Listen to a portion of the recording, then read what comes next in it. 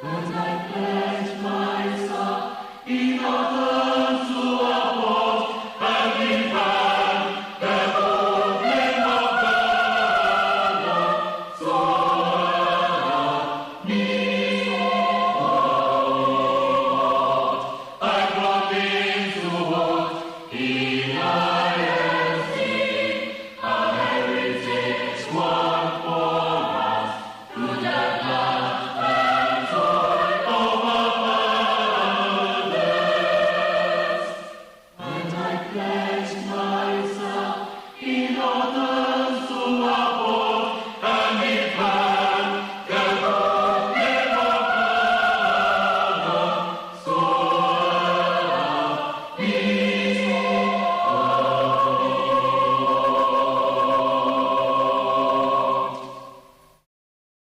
I promise my honor to be faithful and loyal. Sasini, Eabodingi Mayen, Mojanana Nanum Shebunyani Tomayen. Netumini Wonsusu, say a bay and Yatwasu, in your trasu, Kutukani, Yakasani, Kuminya, Edi and Ramuta Mayen Sasu Water Atumsen, Omanu Sabayeyo, Omanu Sariyeyo, Eya Seta Ose, Omafo Braneche, Omanu Sabayeyo, Omanu Sariyeyo, Eya Seta Ose, Omafo Braneche.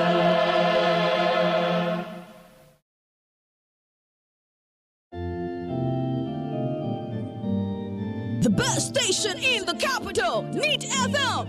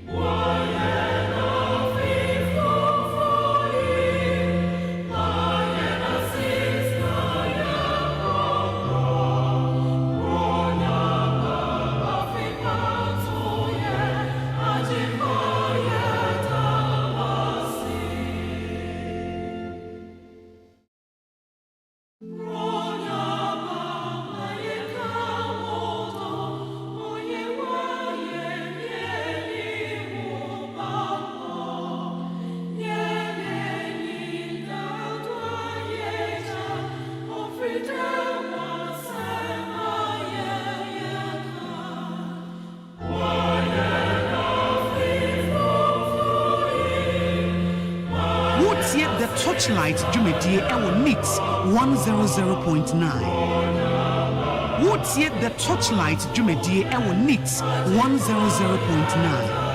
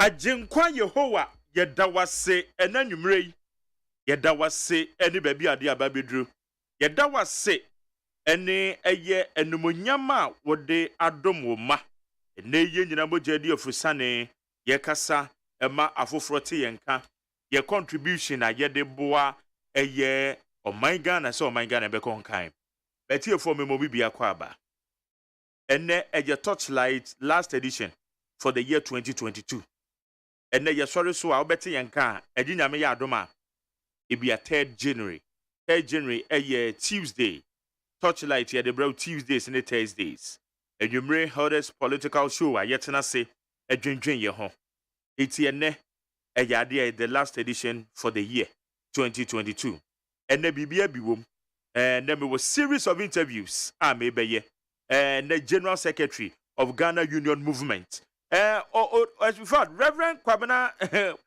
Christian Kwabena Andrew said no akasa de say ankoba ba bibia sine kwan nanka yeso oka the General Secretary but the General Secretary wa ha Anthony Gold ahemfo wa ha General Secretary de magum ye ne be di nkomo saran so na mewo Executive Director Ghana Association of Mechanical Engineers de wo so abesra yen Gosway Ankra Executive Director Ghana Association of Mechanical Engineers Gosway ewa ha me hwe ni mu se Ali Suraj and said ye ni mu no MPP ni mapa Ali wo committee kura Ali Suraj committee kura ma me hwe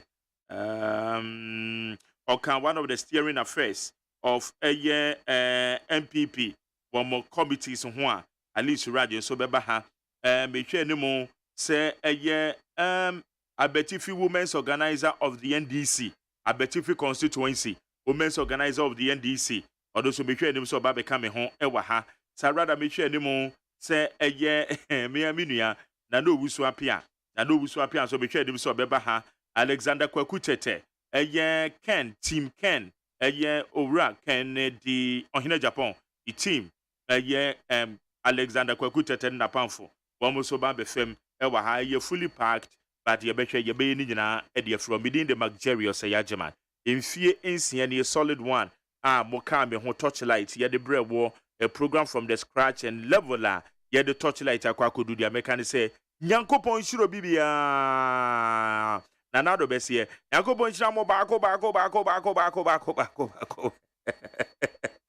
Better must say, I miss Rabo Papa, say Mokame home, now ye the Torchlight. Level a yedia could do awards a yedia afia enche cry less than a month. Now meje a political talk show host of the year RTP Awards. Political talk show host of the year awards miensa and yaje within the period ye the Torchlight ye the ebro the can say na mi sure bibia o bronya ye kodi ya hwe o ko spend year say no amamungo enti share expenditures year pa men spend rough. Your expenditures ye because me per se ye rough if you no man would any G ebeshia many the Torchlight atwaso. Oko spend rough. Na botomoria. Be better radio no so bukura be fumi. Magjari to no to be dum no temesro. Oko no ma mo hwe mo Facebook no. Mo ko no besro. Men konkwa ye rough expenditures bi awo. Ma ho nso ya obetimi ya ye. Menye mane mmoro so ebacho wate ase menye e mane mmoro so me do bibia se se makan onti na ye all round o message bi a wo bia no obetimi dia fa 0503721744 0503721744 Gosway Ankra Executive Director Ghana Association of Mechanical Engineers Gosway yam akwa ba de ba Torchlight so Eja. Now what is saying Yamna dum pacho na oswe. Yamia do boko Ghana Association of Mechanical Engineers. Yes.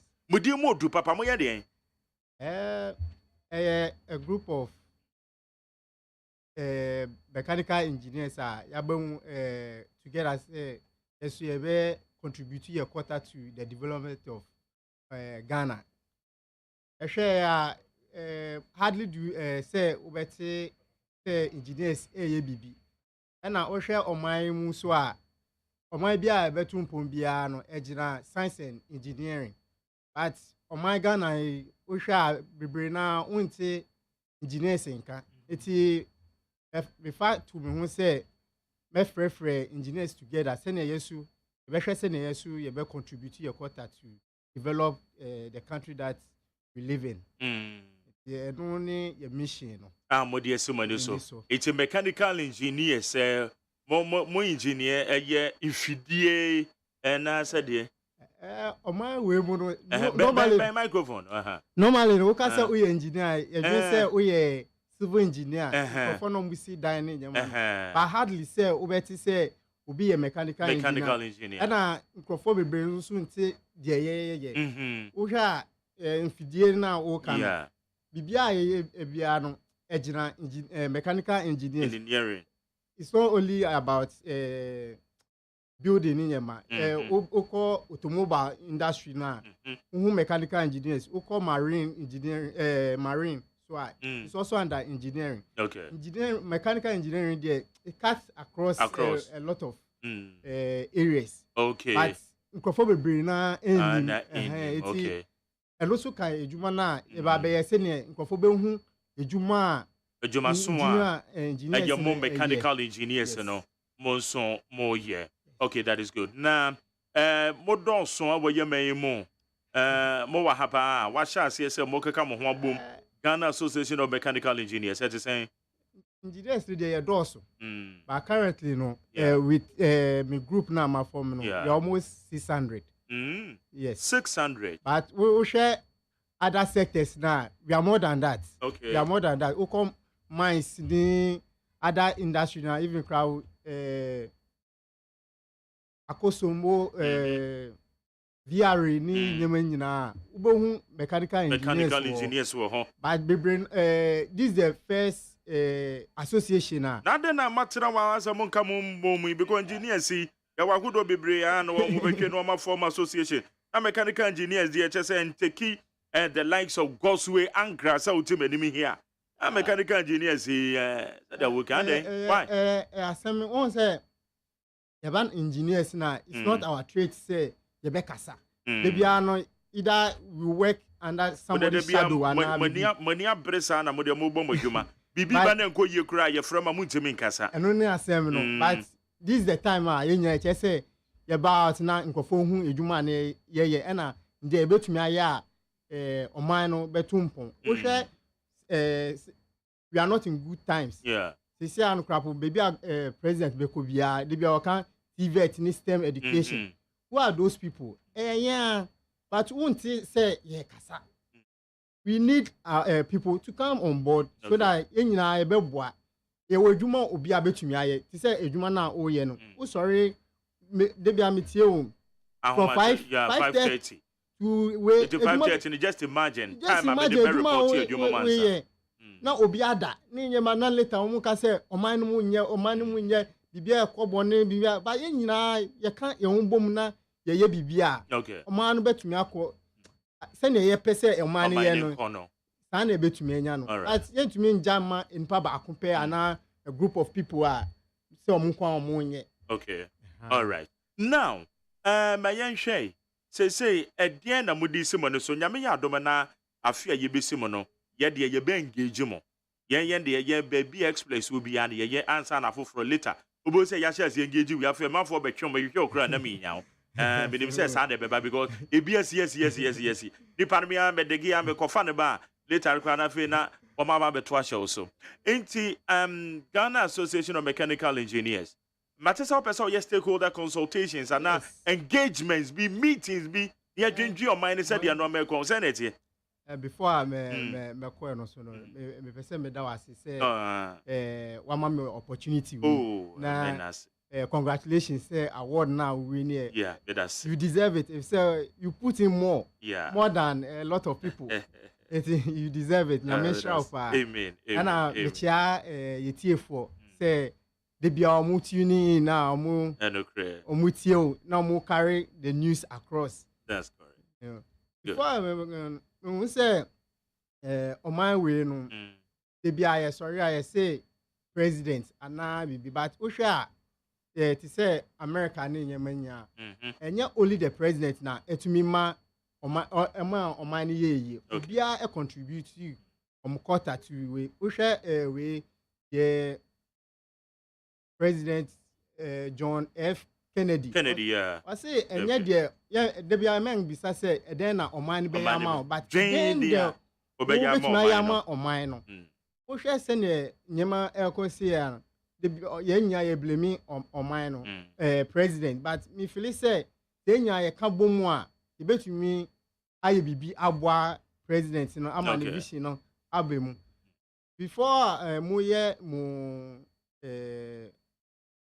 anniversary no new jabbing jabbing ya when you new jabbing when you jabbing new jabbing e kofodia eno na jabbing ko ba jabbing akasa in Ashanti yeah na o kan bibia about say mbeko school na maboa students no send them so ombe build career o show my way you don't have career goals and a career plan for each person but as an association no me feel say this is the time say yenya be kan e ho abom near create the pathline for yankola na omoba no we share even crap with the media sector and crap it's not only about say obi abegina ahanum say okasa we share we have a lot then it say we here no we politics ni economy obi so entertainment ni nyema but nkola nyina obi abeka so sorry abeka say o me person me journalist but journalist no you need focus no different I mean feel say nya e ba e betumi aboa na nkola no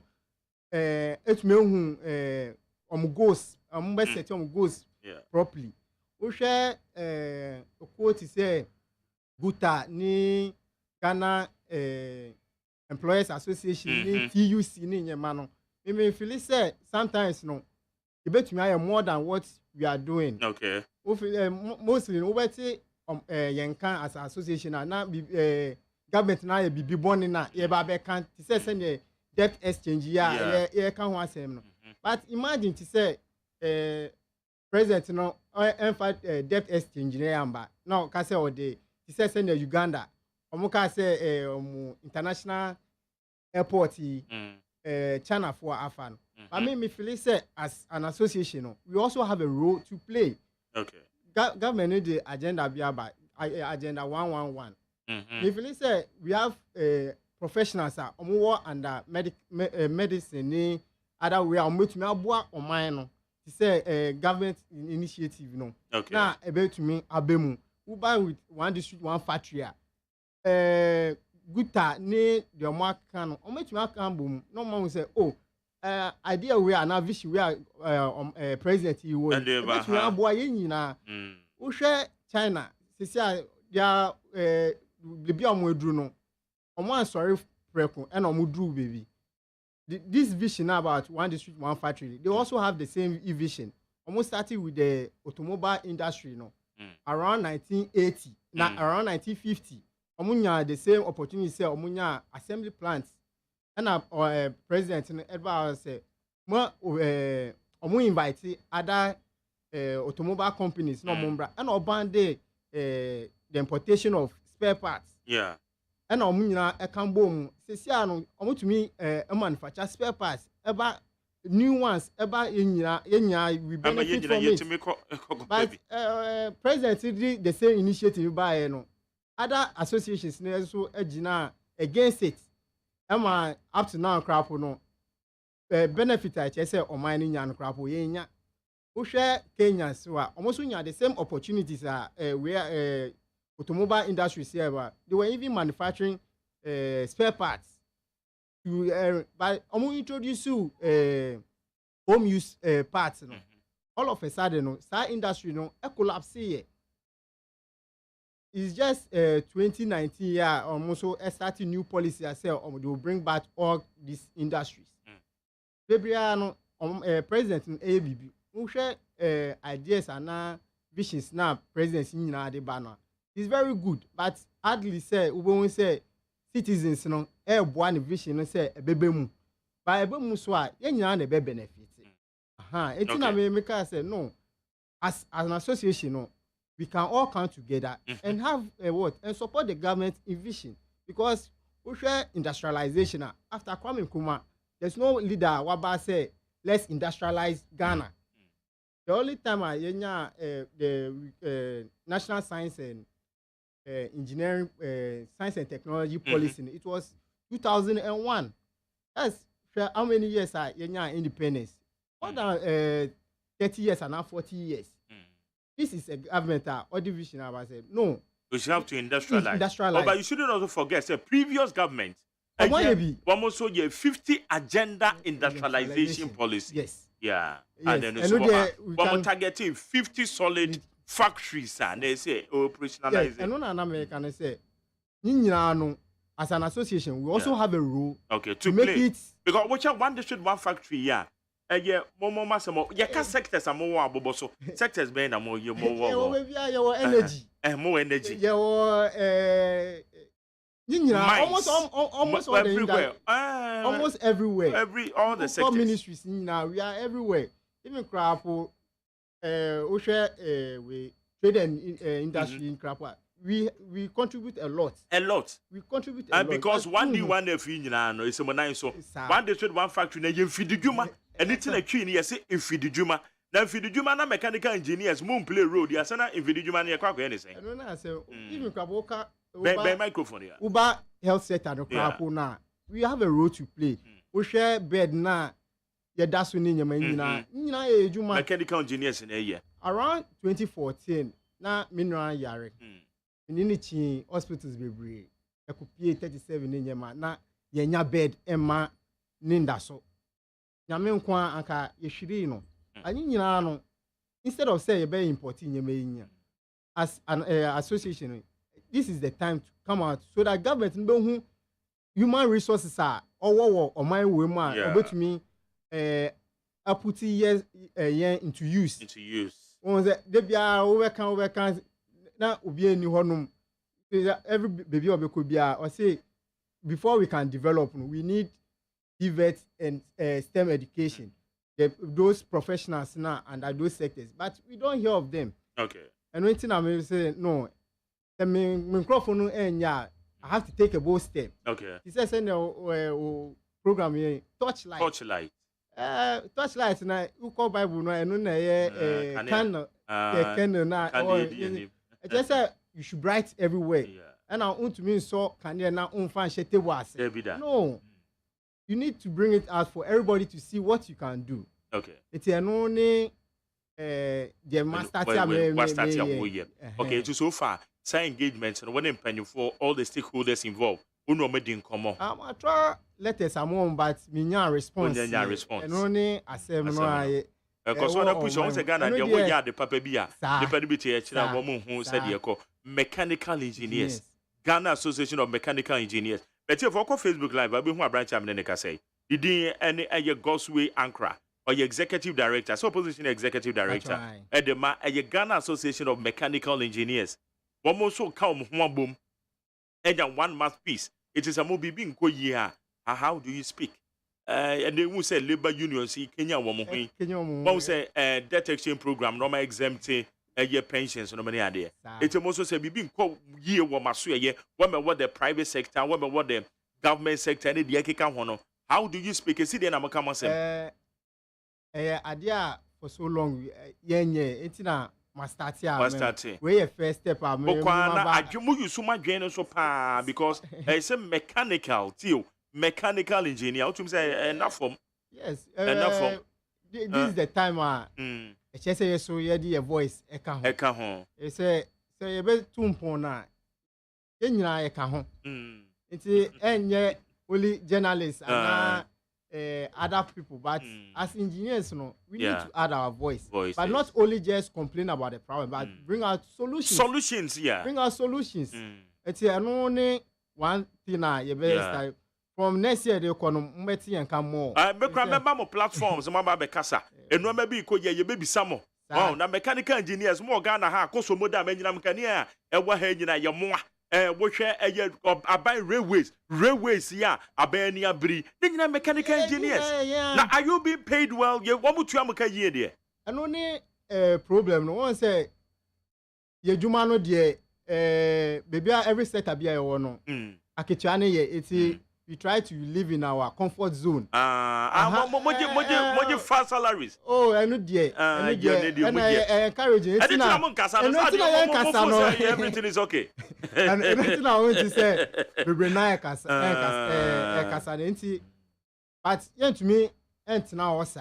Yes, you have challenges, and yes, I want to salary. And relative, yes. After nya ukọ you aso sell koto ade a yen ka say we are now we price after so it is so utna on sell unkasa it's up to you if you say you come to buy no echi obi a wo hwe oman krapo a we are not even prepared for such disasters ni other way no but say their voice count na the solutions ba at least oman betum all right.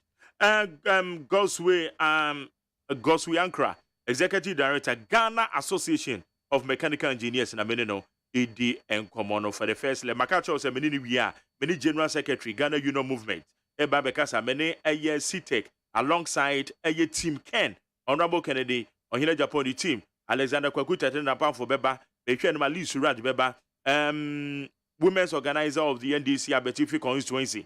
And na no uswapia no uswapia nti wo ba na say uswapia o teme ka be chia o mu nyina beba ye bedi nkomo and they said they will name the last show for the year Torchlight Torchlight last show for the year and they bro nti e de na be ka che Ghana man didie be na say ye nya omomomo nyame ya do free next year kon afi ye behwe mo no ama mo ya mo so contribution to the nation building e de na wo ka che Ghana man awometu yo ya and then we colleagues engineers. The maker chum say this is the time say ye nya e be kan boom na ya bo man it me from nyina say omo be ka me ho na ye omo be ka ye ho na yentumi ye and leave it to the expectation of the name. If say also your engineer, you have a lot of responsibilities. It's not only about say baby uye jumano. It comes to what the nation as a whole. Yeah. So it won't mean now comfort zone. Now feel say everything will be okay. It's a no na me pese me can. Okay, good. Higher needs 100.9. It's a major stakeholder engagements and so no. Now me aduma next year you better the level la and also echo. So I say the city no. Na you engage more the more. Now for contact to ya ABN engineer be clear to be person get you put your number out 0246 0246 169 169 230 0246 169 230. Executive Director the Ghana Association of Mechanical Engineers. Odona no edin komono. Iti social platform. Okay. Say Facebook. And no yankasa ye dia ya create. Yeah, be search you. Oko Play Store ubetumi ohun game GHAME. Okay, GHAME. We share Facebook na nkofo bebre wo ho no. Iti uye bibi crap wa by way no purposely for mechanical engineers. Yeah. We share mechanical engineer and now consultation now be here. You can just download our app no our Play Store. I can cry be create Apple there so. Okay. Then obi abetumi about. It no say me invite all mechanical engineers. Obi person register at the end of so yeah. Or friend me okay. About the process no. I'm office or baby and after. I will find New Botiano. Oh, New Botiano. New Botiano, the second swag. Yeah, remember one of Fobibri or New Botiano. Okay, I want an office in the wall. Okay, it is also we engineer, mechanical engineer. Now, also, per se, we are part of this association at 0246 169230. 0246 169230. Who are the executives on mobile agenda we are pursuing? Other executives, but we now personal business in Yamano, commitment no dear our form, but and the word you may yo. Now, what can I say? So, you know, one of the automobile companies. Okay, that's good. Okay, okay, you manage the easy. I'll both say one day, victory in the Bay, because I was the first to take the when I may take it the first by it both say one day. I feel now people will be hearing from you. This year, we had the opportunity to meet the president. Oh, that's good. Unfortunately, not Antimi Ambassador, but we are still pushing. If say we can help him to achieve his vision. Without engineers and now the science, it will be difficult to achieve some of the vision now or mine. Okay. So if you say, I'll find a way. Say, with me, I engage in no more. Okay.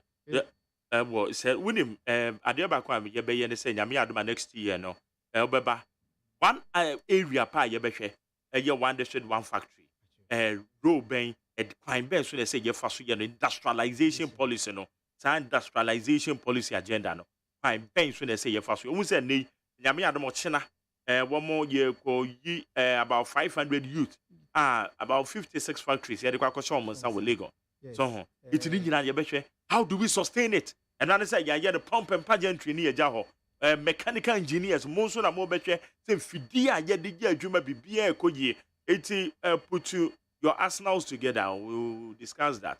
Near who 1D, 1F, the role of mechanical engineers. And what about the veteran?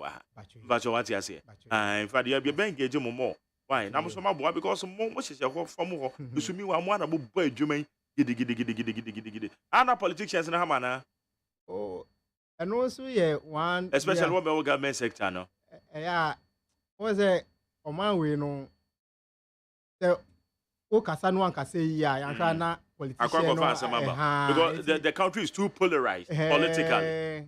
Yeah, Bibrina, Empese, about money, and Haiti, Debiano, Felice, working under the shadow of some of the people. All right, okay. With time, you know, Betty and come more. All right, okay. In fact, God's way, yeah, that's a pass and now about it. I be part of the show, especially the last edition of the year. Now I be part.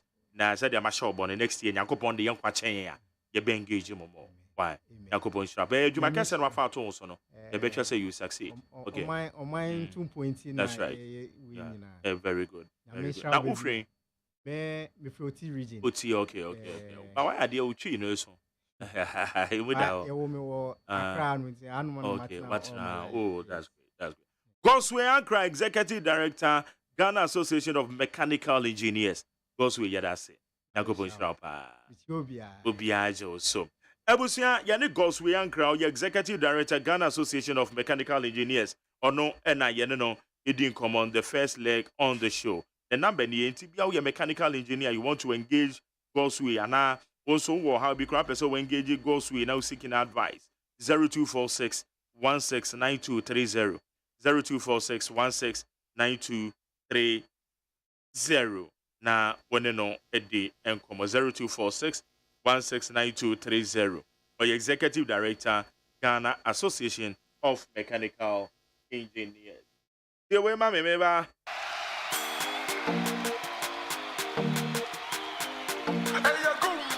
NDC, MPP, MPP, NDC, Maleton, 1 and 2, Maleton, 1 and 2, Maleton, MPP, Maleton, NDC, Maleton, Yamanofo, Maleton, Yamasefo, Maleton, Amabafo, Madia Bro, and Naneja, Niababema, Obrana Umre, Ebrana Emre, the Senor Manaya, and Fona Mayebra, and you may Gurempa, and you may Wogana, and Benny Fuaseno. Semi Kuminya, any tear, Casade, and Uja, any Azankwa, Sasania Yakwaya, Wasania Kuraya, Kuraya Bra, and Babula Guapontimbre, and Muana Yajuma, I was so Sako to Abana, no Sako to my wife.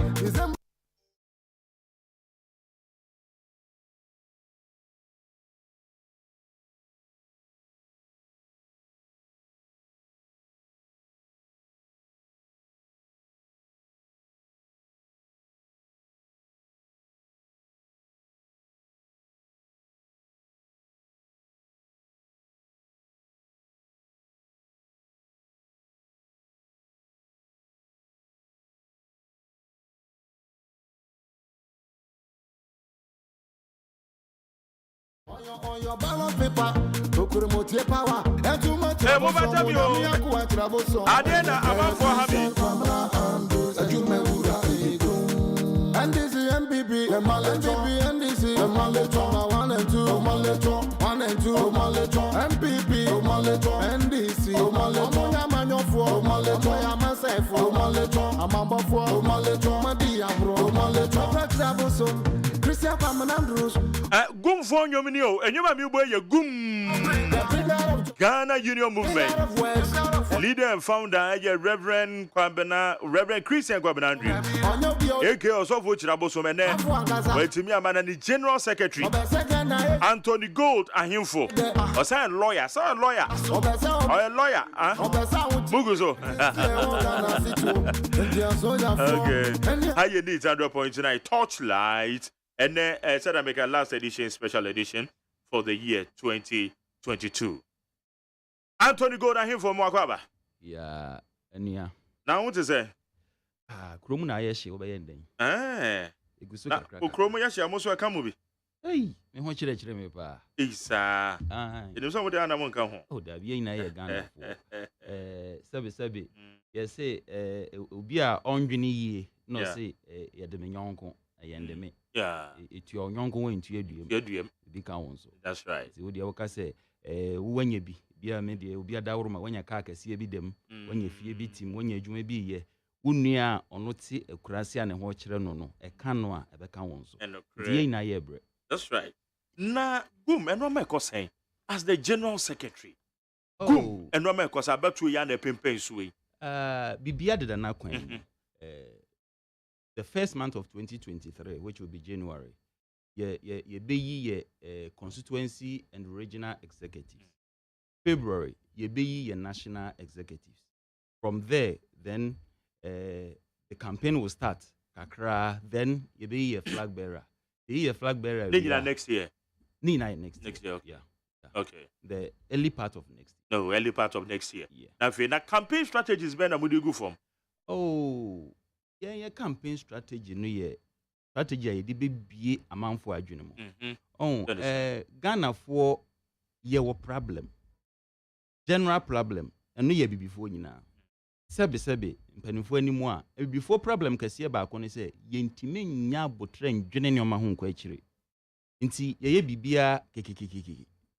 That game ni bi na me hunu say MPP for play this time.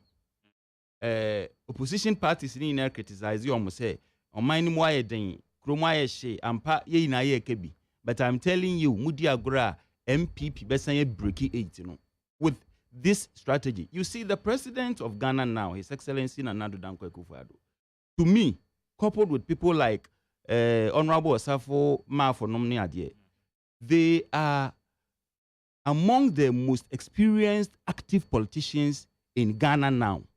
Inti omo nye nipa omo administration and omo tactics omo bono wo didi agro. Okay. So ye di agro MPP be breaki 8 no na eno de nka Ghana fo ewu okom ahokyere eningwase. Na ade na ususu say say di agro MPP for be say breaki the 8. At the end of oh, media from my intelligence sector no personally no. Me who say ye di agro MPP be breaki 8. This is the game plan.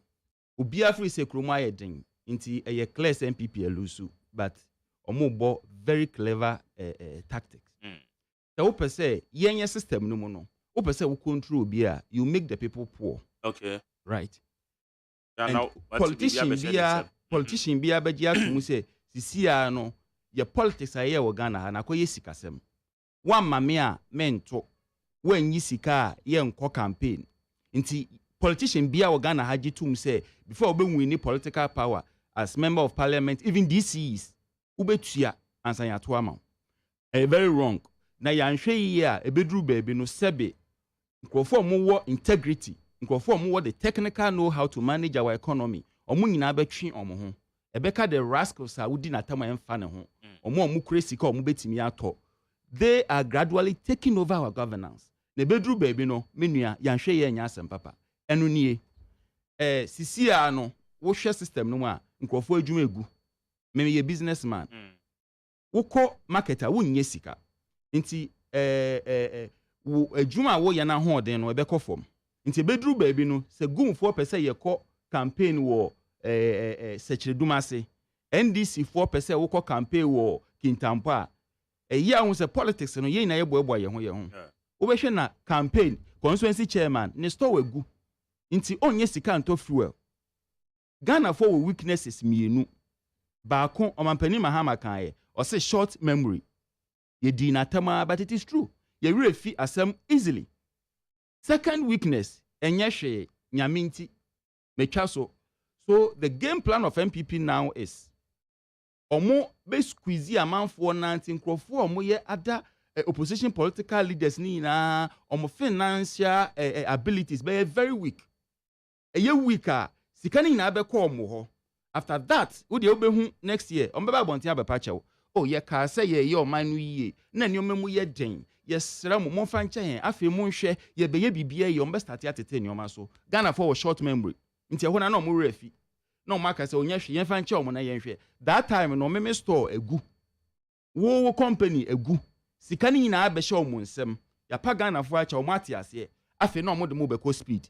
That time wo ko campaign na sika wo de be fue wo car kra as opposition party no wo nya bi. Sika na be di ni ho. Onu be start eji ache nneoma ayedede and they can easily win. So if you want to control the people, you make them poor. A very wicked strategy. Nature say one be win, said they work and they win by deception. Oh, one be that amavo. And nothing I make us say we are being led by very experienced politicians. They don't care about the people, they care about their power, nothing else. And game plan no mo bono enya man for that dio. Eye adwen kese. Se wo ye hiani na meme ye general secretary. Ese me ko hia ohene working tampo. Meme nyi sika kra me di fu e meka because meka aso.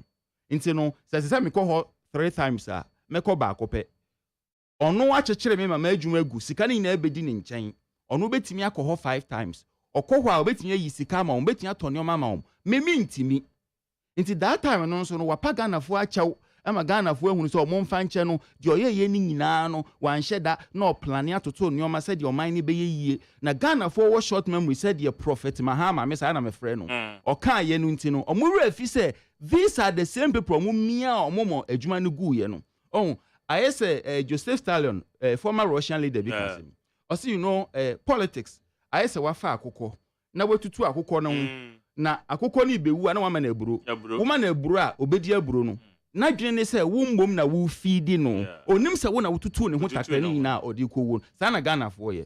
So that is the game plan of MPP. You know, from 1992 me government buy before Rawlings me hunu bi na yen wo me nyini sa nti me be hu Rawlings amembo che your political system in our fourth republic no it started with intimidation. Rawlings no time no hunu na ye ya fa ballot boxes ni ade e na omodi winning seats na to 2000 eduru ho na ye a cake omampani kufo be take over with promises nti wo hwa omampani kufo baaye no or say oh meye or ye youth employment right or ye school feeding right obiebie or ye nyoma kakra no okra gallon yes okra gallon and or ye no dey campaign nti intimidation no efono nkrofo omuhunu say NDC for DC wa MPP betwa nti sisi a no wuntimi hunu na mebiem nti omampani kufo be take over with promises eno na former president Atamas beto aso eno na his excellency Nana Dankwa Akufo-Addo beto aso meye one district one factory which every intelligent person him say ye bosiremeka say ade ochena kwa wo mo hand over about 56 factories me say Ghana there are 500 Ghanaian me say Ghana for your problem ye adwene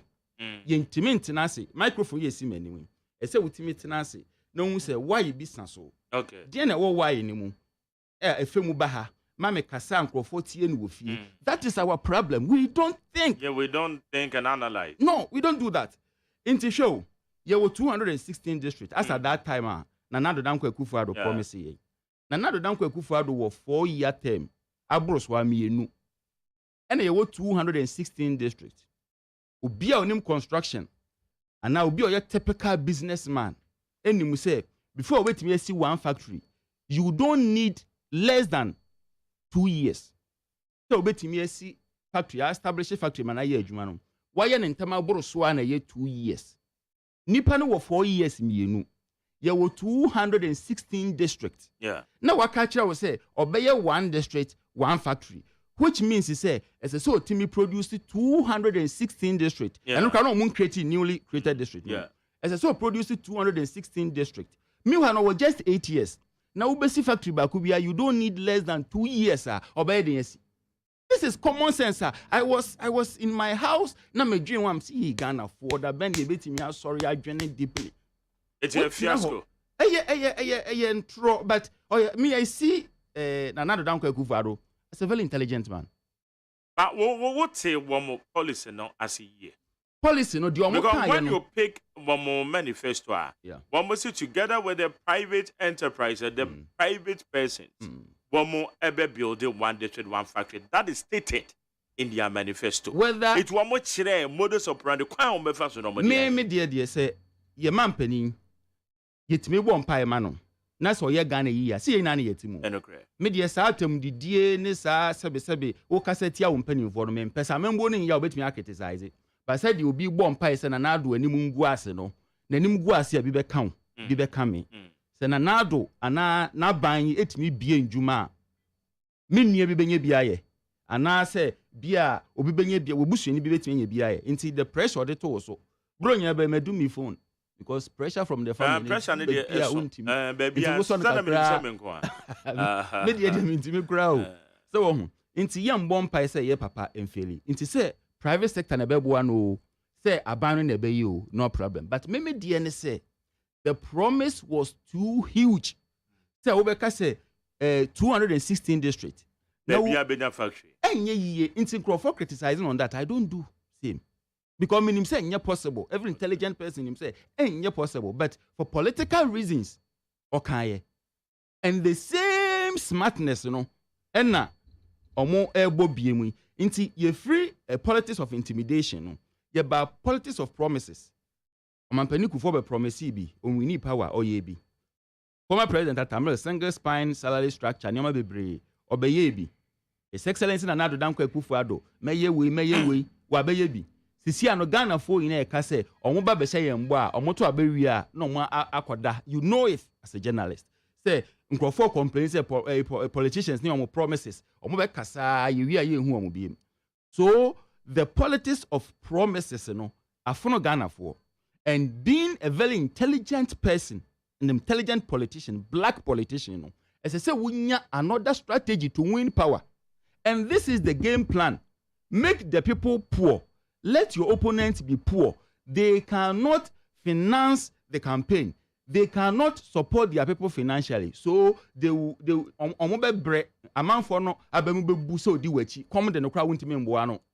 then they will splash the money and win power. And until the Ghana Union movement, ye be being Crawford dream. Because on many ye nani team. Okay. I don't care say MPP ne waso, NDC ne waso, GUM ne waso. Die hiane se Ghana be ye. Nemo kwanya MPP ni NDC de emfaso no. Akoye ndada. Nti mesre Ghana for say mo ma ya dwene mo nda ho. Ye time ni so na se wotena ase me de me yes me shake dem din na mafa pen ne paper. Policy bi aban bi ade be bia no. Bubum. That is what Ghanaian youth should do. Nansen, ya papa TK, Honorable TK Hammond can say. No, KT Hammond. Omu din atem. No, you shouldn't install the man. That is the truth. And yeah, politically, what you say. But the man was speaking deep from his heart. Ghanaian youth, say what meet nas na wodwene a, ube hu sempanifo ni bu kwasea. And they are using you. Tell me your mochi because obema 500, obema 1,000. Inti say wo ye bibi ma ne bufu no ka je say mokura mo ndwen magije jama bodwe say na mo ne nam ho a is it a lie? They know they are using you. Munni future, the future of the youth. Sisi a Ghana ni youth na need aso ni loto. Oni need aso politically so man ni be ye into okọ university owie obenya adwuma ye. University okọ ina edu weekend and need aso ni soccer bet. That is the reality. Inti se nipa ne tenase na wo ye bibi ma ne ye ne ya na nbufu na o ka no kora kire wo se magija mabodwe adwen bi ani mutirimu a ye bedi na tem politically but it is the truth. Inti youth no ye bebi omani ese so mo tenase na panin bi ka asem a wo twen hu kwa kire hunu se me da achi ntesen asem na o ka no obetimi aya na sente sa na wapa baby afa na ya anye no sa de amenua se de Ghana ekro no se de Ghana ekro no me suroma Ghana because wonim enyimbre bi a me medidi me nua bi ndidi ye se yanhwe ye beduru baabi no won wo pon adwuma firi ha na sa wote bi a awoshi ana odoko a wo kwa wundu na boys na attack you. Because of ahunchenti ondidi ye. Whether the system is working or not, the stomach must be satisfied. What you say? Say we your ba, say wo adwuma yi o, say wo ni adwuma yi o, boso me so a wo beto pad. O menstrual cycle ne nka say wo ni adwuma yi nti wo hia pad. Nti obe hia pad. Say wo adwuma yi o, wo ni adwuma yi o, kom de wo a wo yefunu no obegye aduane. Wo be sha atare, wo be sha mpaboa. Nti man must survive. Nti nkola ni adwuma ye no. The obey ne say kwan bi obefa so nti ye na wo beti na enye good news. Na ye kokun obi na ye say omode kwaji sikeduro na ye di omatem. They are hungry. Come di omo. Nti say ye nyina ya mboa na ye papa omampanini. Say ye wa adwini bi na ya mfa mboa no. Na ye say ye di natem say be ye gu nanimu ase ye gu ne ho fi a omo say oman no susu ampa.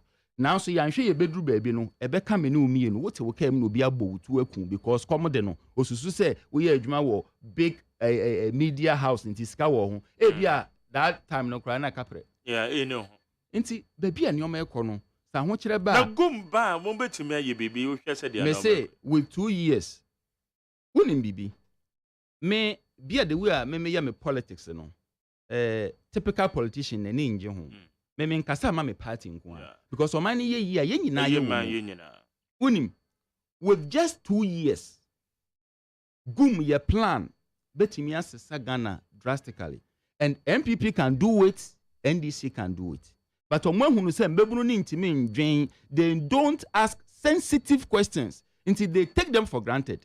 Into omo kwaji sika no ba omo se sika no ye 10 a na omo at 6 na omo ache no more de be 2 ama other party officials no more the 2 no call for me koye adwuma into this World Bank loans ananse me call me village no more dua kube na omo say ye World Bank project bi a omo de bae but the nearby towns no omo de ni nyina ahye so metena wo din na mo say yeah you see the mind of the white or say oboa wa bro $100 million or say fa ye bibi wo wo mind mo or ti ho no o hwe we ji a oye politician nti na ban na ewo so na wadi sika no we ji a oye honorable hwan na wadi abrofo de ti ho omunim se nkrofo yo omunim nyansa sorry for my words nti sa sika na ye free say World Bank hwan project na omodi aba na yedi hwan a bank project na yaji na yedi no omodi ya assessment whether we reason or not nti enye sika omodi cheyen omodi hwe Africans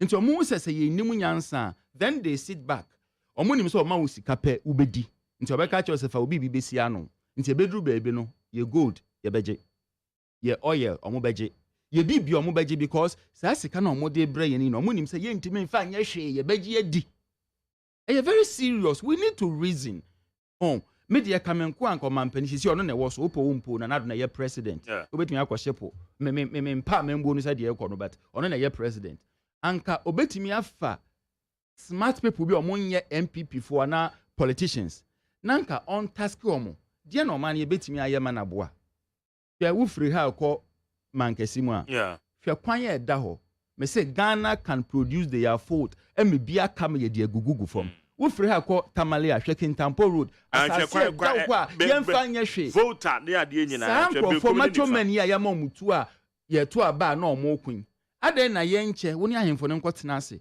10,000 acres. Miwie a meche mu miensa. Nana, wo wasase fa baako. Macho man na yese kobo bebo me kume no.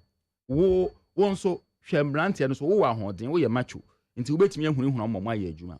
Nti hwe omo so ye wie a produce na beba ne beche mu miensa. Wo nso wo de baako. Afi o mine nso befa baako.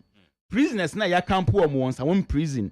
Mbrante omo wa hoden na omo guo na mfa so bia ni omo so na ye to aduane ma omo die no.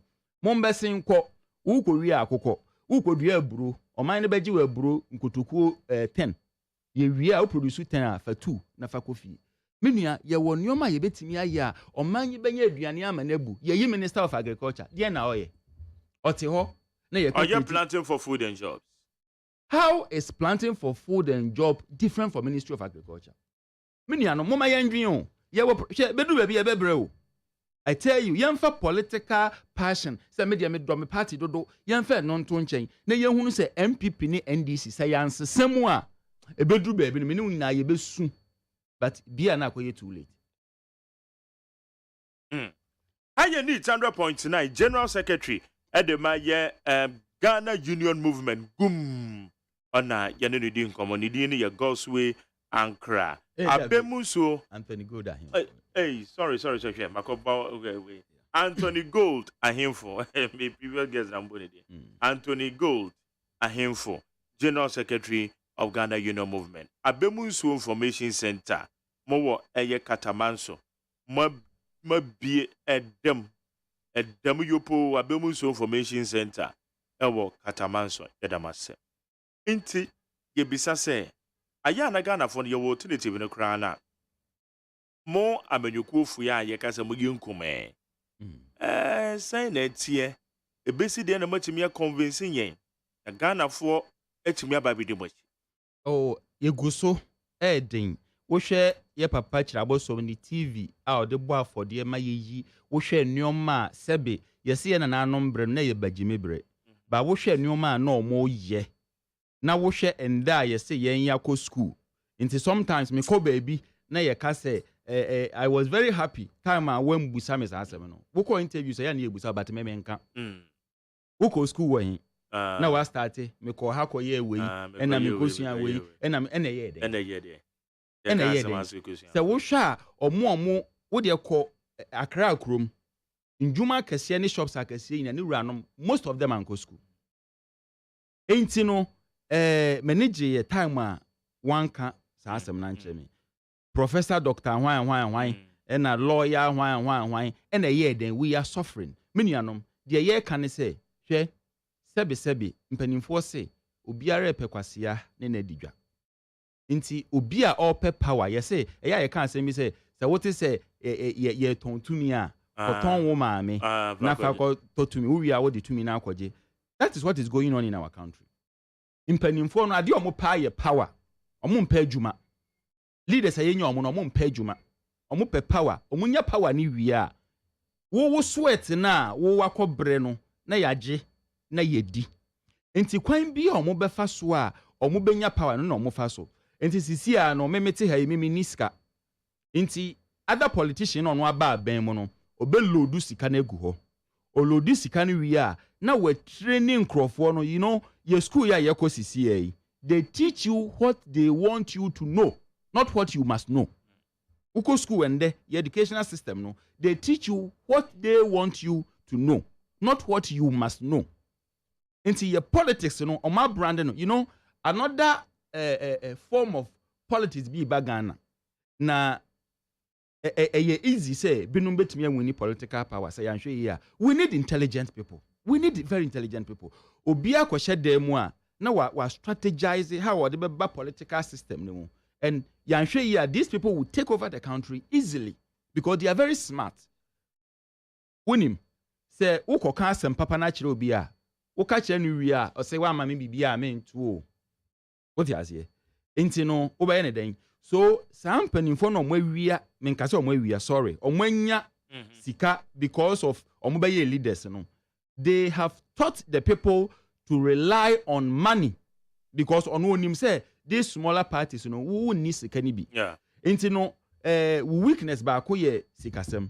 Enti ono di sika ne be hye nkrofo enti sisi a no obia ba campaigner ochiche sika omo chiche ntoma ochiche sekan ochiche Wellington boot ochiche nioma enti eno na ebedi nkrofo ni tirimu dem enti no these smaller parties na yen yaba no me real school me ana me ye me business kakra me ni adwuma huhuhu bi aye but at least me employ ni baba ye 4 and 5 bi in my own small way but ye won nkrofo omo de omo anya sika no bebre enti no ode wo bekọ ye se wo ne sebe preko resra odo obekọ atachem because ho no ne strength wo enti no omo atwe nkrofo na akọhye sika ye becha wo nioma so these smaller parties in ye nye bi nche enti no eduru ho a obenwu se moya na matofom ti yesre Ghana for se sisi a no nka yemu binom ye benya more platforms a ye be bie nkrofo adwene mu nsem a ye mpanimfo no kwan omode omo fa so to win political power no yesre mo so omo njai na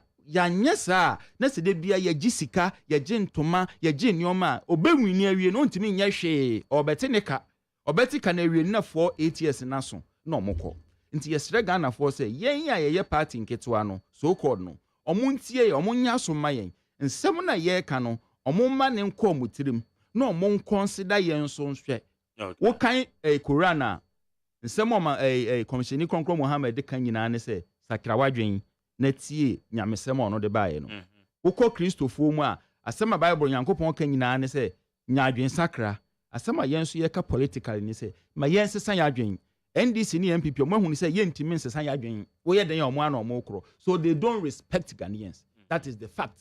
They don't respect the people. Omo ball biala eduru ho a na we be yi sika ma omo.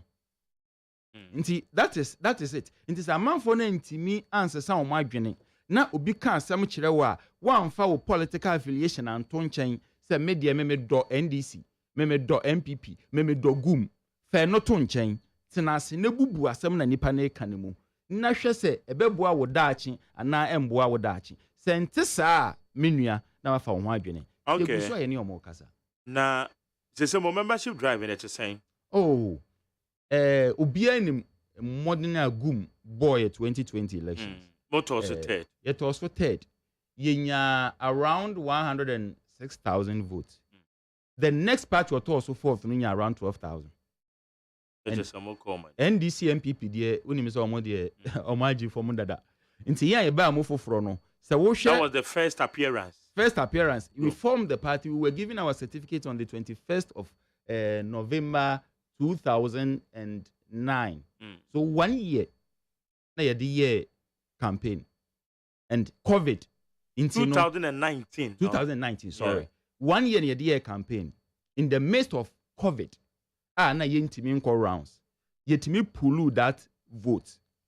Into this year no ye besi muntem early next year ye besi muntem na ya ka kira manfo no nsem a eseso omote se obi ka nsem a sebe ye nyina adwene da yetirim ejapade a Nyankopɔn de ma nipa pe e ya adwene eno na bibifo afeli se ye be yusu nti omo yusu no edidi yen so nti ye kyerɛkyerɛ nkrofo se yusu wa adwene tenase eno ne the property pa nyamede ma wo nti ti asem a nipa no ka no fa we tutu we hu na hwɛ se betimi temi susu se day in day out no ye betimi areche nkrofo na ye de adwen bi ato omotrim because Ghana for bebre nim the reason why omoto aba the party that na me wo mu before I me ba now party be him and the event before I me ba gum my year branch secretary twice in that political party my year zonal secretary afi me be the assembly member me be justice and security secretary for Adwumako Enya na Siam district 2 times me ye campaign team communicator answer me be Jaiba law school na me de be ye gum enti no one day bi ne ye house to house na me call ma me ye fantini enti ye call ma me bi ho ye duru ho a honorable na me assembly member ho honorable malamu on be kan asem biala nkyeremu na me yaza obotuma asesa ma adwen fiti time a o mampanyin kufu otedo me baketwe abofre ya yala de bia na abofre yar atamere se bado abofre yin yar da de bia me nko hospital intimala ndi sa na moto na msi Ghana fo mampanyin kufu oti akra ono teso no ne baketwa ne yare and the woman is still alive so how no na master show kufu otenkran ono na ma wo ba yare ena atamere so otenkran ba so no ne ban yare da nti ono oto aba ma NDC hwa adwen a obi de koto aba we be ma man ayeye nti nipa no bebre ennim why they vote nti yese ye mu bitu ye hu si ho na yetimi kyerɛkyerɛ omo na as much as ayegu so kyerɛkyerɛ nkrofo no ye membership no kosoro day in day out because me hwe nkrofo a omo gu so ba ye party ni mu a na ohunu se enidaso wo ho pa nti ye besere Ghana for say omo nkoso ntie omo nkoso nhwe nyoma ye yi ni wo Fire TV omo nkoso nhwe nkyerɛkyerɛ ne ahokyerɛ a ye wom because NDC ni MPP omo mbuye that is the fact nti no di omo beye bia no abato no so a odi sika beba obegye na wato ama no that is it nti your membership drive no de kosoro and I think we are doing good and you are keeping them as well. Oh yes my party akasifoi I know the idea omo bebo awura mu na so some of the idea but you have to keep them. Yes you better try say kakra bia ye betimi aye no Nyankopon adom ye guso a ye na ye be psyche omo na enope na ye arsenals because ye niska me gina he mentimi nkɔ ba bi nkɔgye kyesika enti no ye be psyche omo na sɛ nipa wo hunu nyansa ebetimi aguide o in your life. Ayana mo founder and leader Reverend Christian Kwabena Andrew say ki sofo chiraboso no osese obia wo eye baby or constituency awo ye mu adwuma police station awo ye mu adwuma. That is the way this time you say mo kwa koshia ewo eye political platform bi so ma ba se nkrofo baby awo won ho na ye adwuma dey na inform us decision. A very nice decision. You know, our leader you be oben obi anim say papa no sebe na dwene mu dopa. Papa ba no nyansa semwa. Na we are experiencing money driven politics. Say dem kai no obi ahwe baby an strength wo na watwe akɔhye ho. Nti ye parties ankase politics omoye na ye sikasem. Se obusa ye MPC ombeka akire. Omobrewu. Masa wokɔ constituency a sika omuyi no, and I'm telling you Monye research. Most of our former members of parliament now they are turning to beggars among their peers. Omo chire omo papa we share MPs adadana because politics are ye na koye sika. Enti no we free mimi free adwuma ko enya na esiam constituency. Na mabet na Accra. Enti say constituency ni mu no ye were around 194 towns and villages. Enti we free adwuma ko eko abasa ese se wo basen krofo na wo de omukọ wo beto aduane ama omo wo beto nsu ama omo omo ba omo expect se obema mbibi kakra de ahye omo botom e na ye nya tena se ne ye hunu se no eno no ye plan this NDC MPP infested politics no omo ahyehye nti no ye de ye se da bi pro na wo timu no mentu kwan ye wo executives omo be runs but wo tena ho a ka sempa no kire wo next door neighbor. Oh, ye hunu nioma ekoso wo manyimu. NDC ni MPP omu mbu yen. Omu bedada na omu amayen kapre. Ye to aba na omu gitumi na omu abunya fa so. Nti sisi ayi de yankasa yemfa ye ho adwene hwe ye kuro mu ha. Mpuntu obe na ekoso. Nti wo wutu unu afo, memforo kan kone na mba bi ni wakasa yembre wusika. Obi owo the next time ono so ntu ni nu afo, we so ntu ni nu afo. Yesusu sese ye no saa.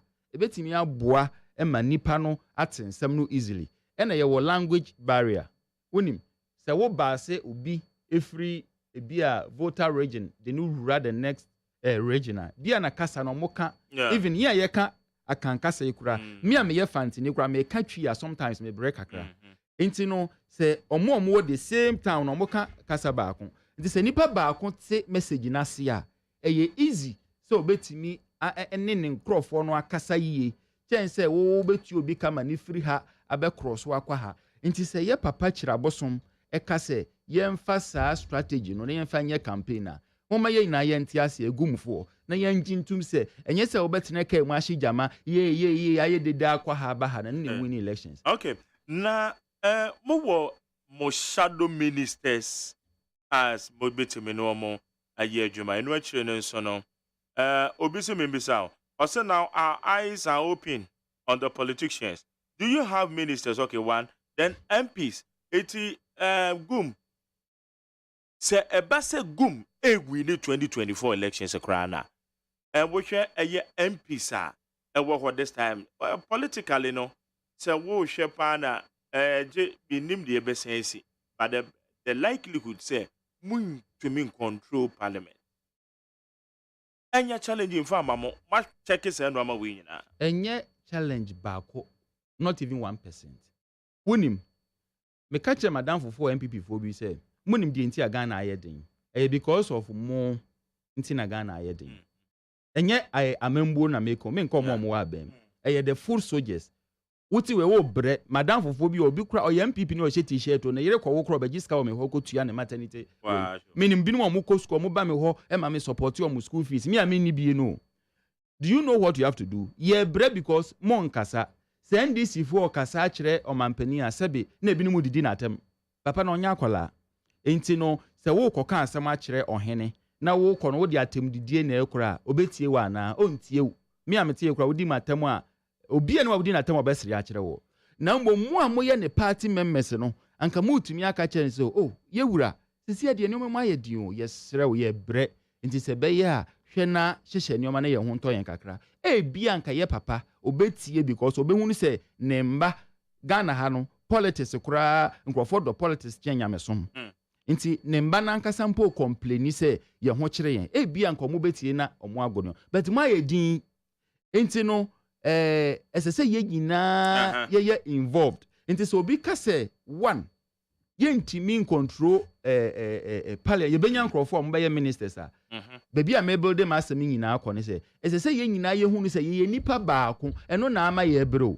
sɛ be yɛwɔ nyansafo wɔ MPP mu yɛwɔ nyansafo wɔ gum yɛwɔ nyansafo wɔ NDC yɛnyɛ ban ba yɛnyɛ menko amenya nti menko amedi aban all inclusive yɛhu no sɛ MPP ni bi wɔ hɔ betimi ayɛ adwuma mampani dada kufuo wankɔfa pa akwasindum ɛyɛ bisa adwuma pa akwasindum bɔ wɔ kufuo mampani dada kufuo amambuom ɛboa ma Ghana kɔ kama nti yɛba obiara yɛnim sɛ even ɔnyɛ politician po yɛ papa ɔsɛ kwa me despite ɔnyɛ politician no but hwɛ ndwuma papa wo yɛ bie hwɛ nipa wa fa mo adwuma nti deɛ na kyerɛ sɛ nipa wo ntimi nyɛ minister ɔbɛyɛ better minister than these politicians sɛ yɛkɔfa ɔmo a sachet water wo yikura oni bie no nti yɛbɛfa obia yɛnka sɛ gumfo nko na ɛbɛyɛ na sɛ yato aba ɛma yɛnya wina adanti na yɛnya nkrɔfo na ɔmo to aba na yɛntimi mfa nkrɔfo ma ɔmo mbɛyɛ ministers nti ɛno deɛ yɛmfa nto nkyɛn yɛ de obia bɛka ho ɛtɔ so mienu yɛayɛ din sɛ deɛ meka no ɛno nti na parliament hɔ no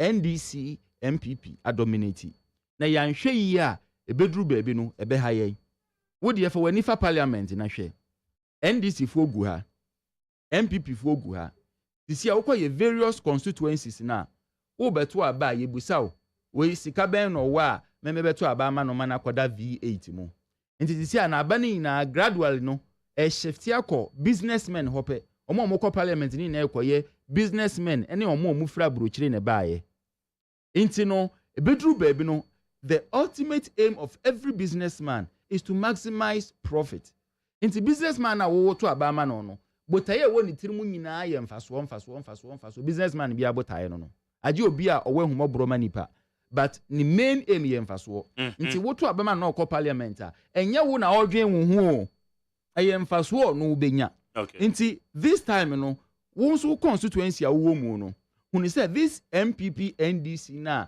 yɛde ɔmo akogu hɔ no ɔmo mboa yɛn o hwɛ time abroni kwasi broni di yɛ so no sɛ na wo kɔ parliament as far back as 1926 na yɛwɔ akuafo wɔ parliament na yɛwɔ nananom wɔ parliament na yɛwɔ fishermen ɔmo yi nam yɛfa obiara representative ɛkɔ hɔ nti sɛ yɛdwen a kuani wɔ hɔ bi nananom ahemfo wɔ hɔ bi asɔfoɔ wɔ hɔ bi obiara ɛwɔ hɔ bi journalist wɔ hɔ bi saa na yɛnya power yɛbɛyɛ no sisi a no yɛde businessmen MPP NDC nti adwen bi ɔmo bɛdwen bi ayɛ MPP NDC ɔmo ndwen yɛn ho nti si yɛbɛtumi anya parliament ɛbɛyɛ adwuma ɛbɛdwen amanfoɔ no ho de a ɛsɛ sɛ baabi a wowɔ biara no wɔn nso wo start sɛ de gumfoɔ kɛn sɛ menuanom deɛ yɛyɛ no na ɛmboa nti moma yɛmfa nkrɔfoɔ ɔmo nso ɛnyɛ sika nko a ne di ɔmo anim na yɛmfa ɔmo nkɔ parliament nti wo campaign na wobɛyɛ no ɛno na ɛbɛsesa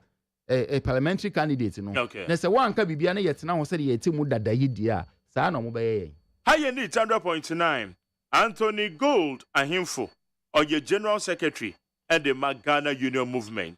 Ye gum and ye didn't come. And my catch was a many we are many a year team Canada Japan, a year CTEC, Citizen I Ghana, and Penny Fonso, Babet, and I say, at least Radians will be credible, so Babekan your home, Ewaham. Enti, my young son is saying, a big car alliance, a bayanka more when you cool, we won't come home, woman, I'm strong.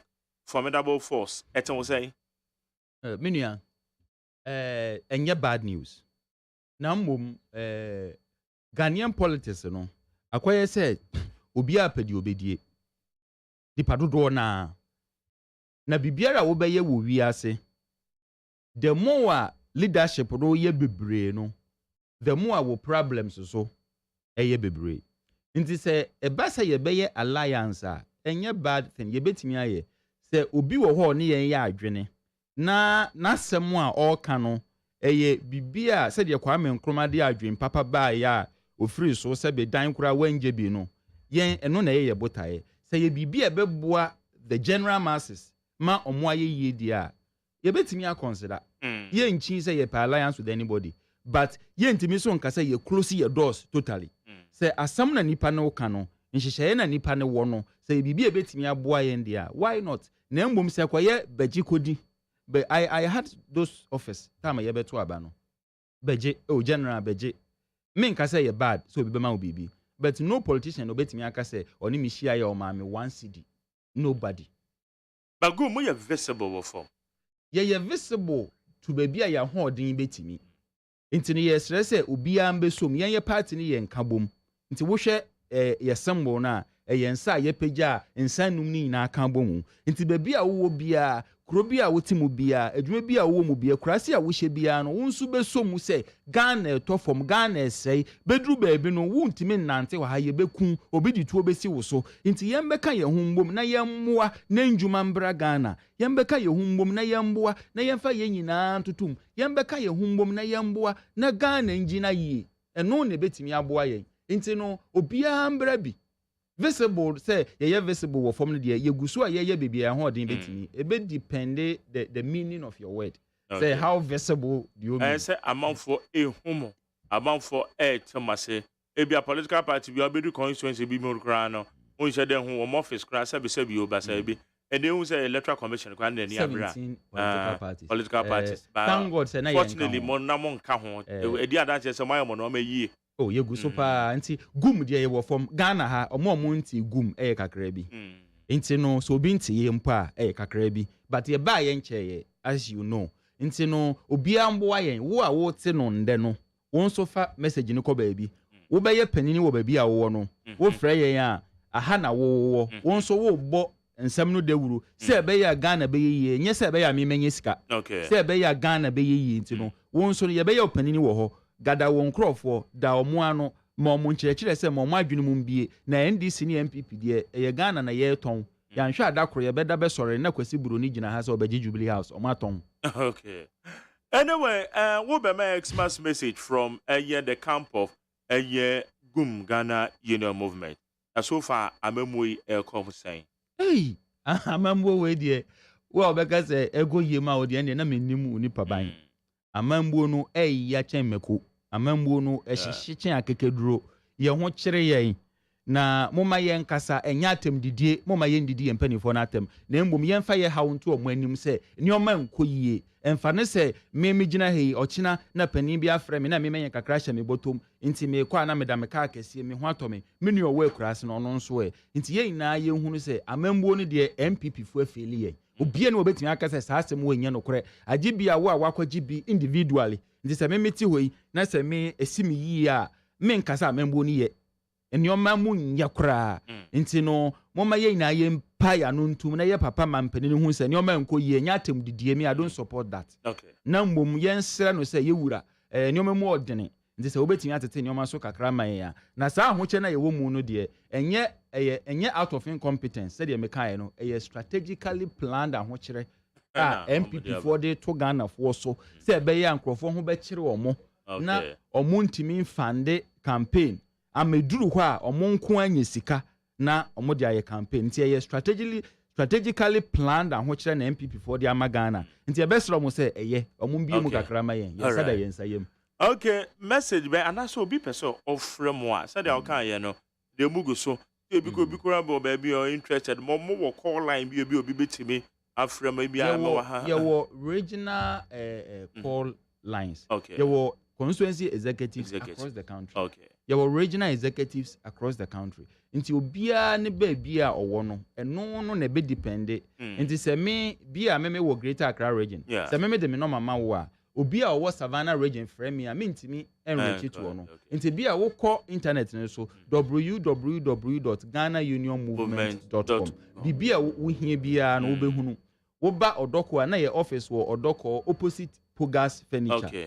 Na sisi a ye yuko osu total na chi hope nti no open information bia obetumi nya afiri ho afei wo hwe Fire TV a de bia numbers njom bia nam Fire TV station ne so na ni nyina mu no wantimi anya bibia na se wo Ghana ho do a de bia abato obeduru ho no wuduru ho a to magum eno na be ma Ghana ayeye na wudi NDC ni MPP akire dia de yebehuna na yegusu hu yebeda se pa se obeka en ho general secretary meso me dance yakopon shira pa na me nhire tie fo yina wo kwa ye Reverend Christian Kwabena Andrews and then there's a ko ba na bibi nti obenka so no wona eba and iti wo kwa fa yen chi anso ma no oh me de be ma no fa chi ma no gum ye bre wow ha ye ni 100.9 na maka to say na de dwumade no so and papa na pen for ha ye bedi nkomo eba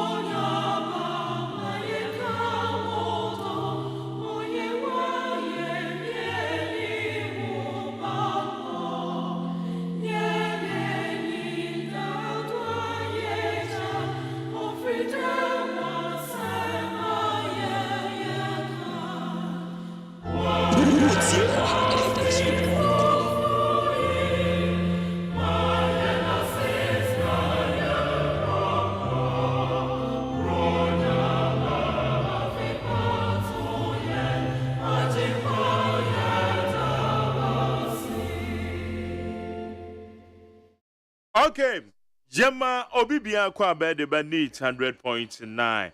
I said I'm a kind of Juma fully packed. The baby in so as I call. Na and Citizen I Ghana CTEC support for Ken 2024. One more atenase. And Romoko party headquarters at the end so a course so ever ho. A young run as an answer. And as an okay. And Moko party headquarters. Ross Equity, our general manager, CTEC.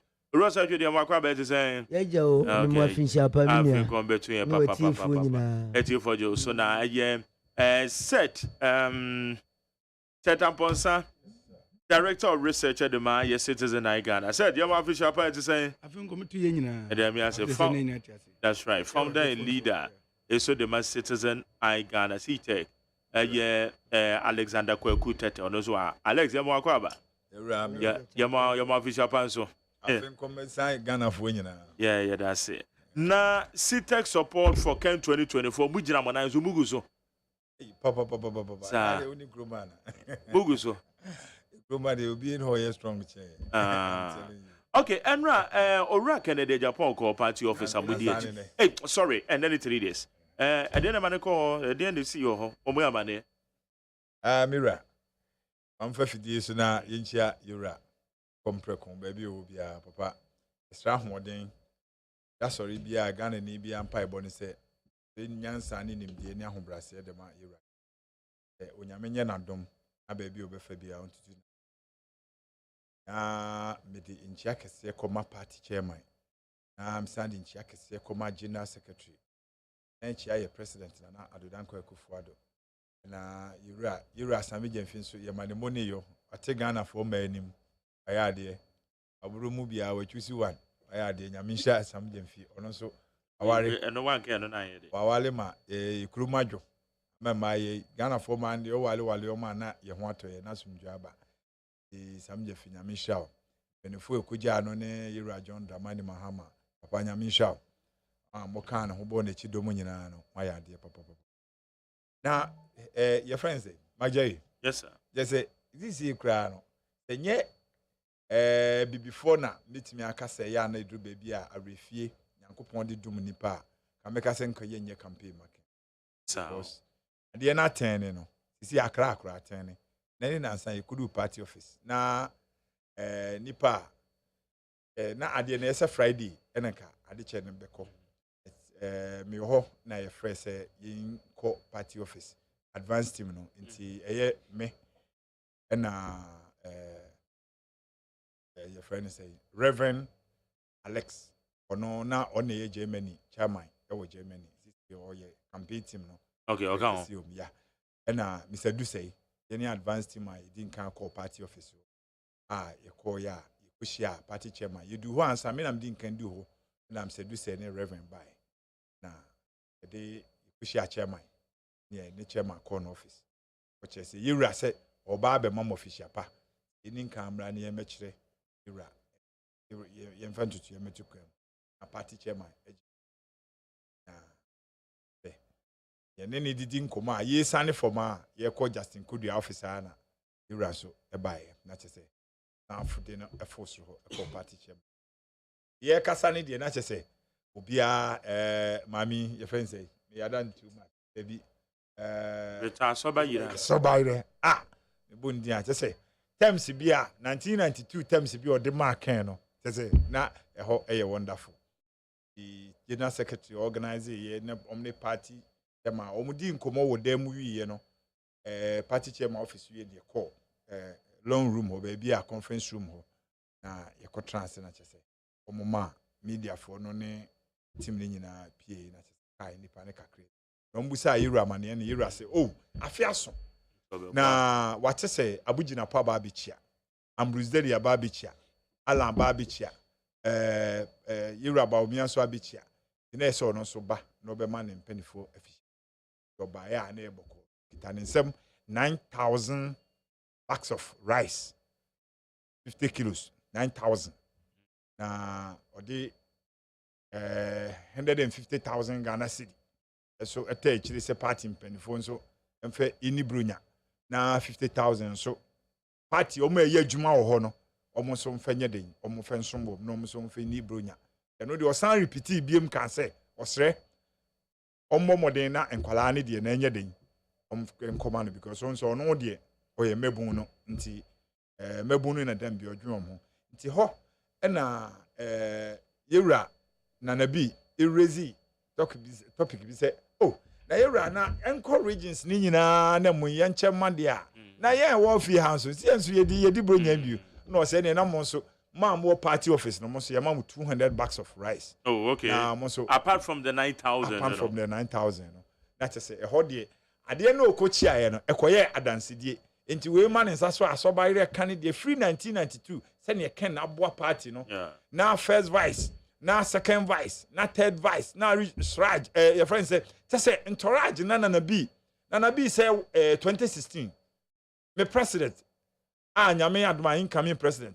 He give him 1 million Ghana cedi, which is 10 billion. How do you be a tiny num? Na, we have just say, it's not just Obia dear dance about near Ken. Aye, ama party no. Tine say, Bibiania, Ubi Empire Oban say, Ubenya Botrena, Bibiania, the Casa Ebeba form. Ubi seen a Sumba Kokra, who make sure say, or the Bakwa can be day, or Beckham woman, because you know, the expecting and say, Ubenya Kumato yem. Because party for nankasa enim ni omo beto ama nte se ne yeru ase edu nketia ne ofu swamp performance mu bai omo die ya omo ye nyina na obi enim so nipa ombede ombeto abana nti na omo nim se party for ne die omo nim nipa ombeto abana ma no ti omo die ane se yeru kana komanto ne ne nyame ya dom na se ye fa nomination no na se omo ye kowe na enye omo party mpanifo no ne be kire de ento abama no but members no omo de omo ntai obia echi esi ahene fo no ne be kire se omo nim nipa kora omo beto ama no nti obia nka na koma nti kire se na de na okochi ai no ne ya dance de na party mpanifo nti eho no ye esi form ne de obia kire se party officer no adane ade na adane se ne asante fo no se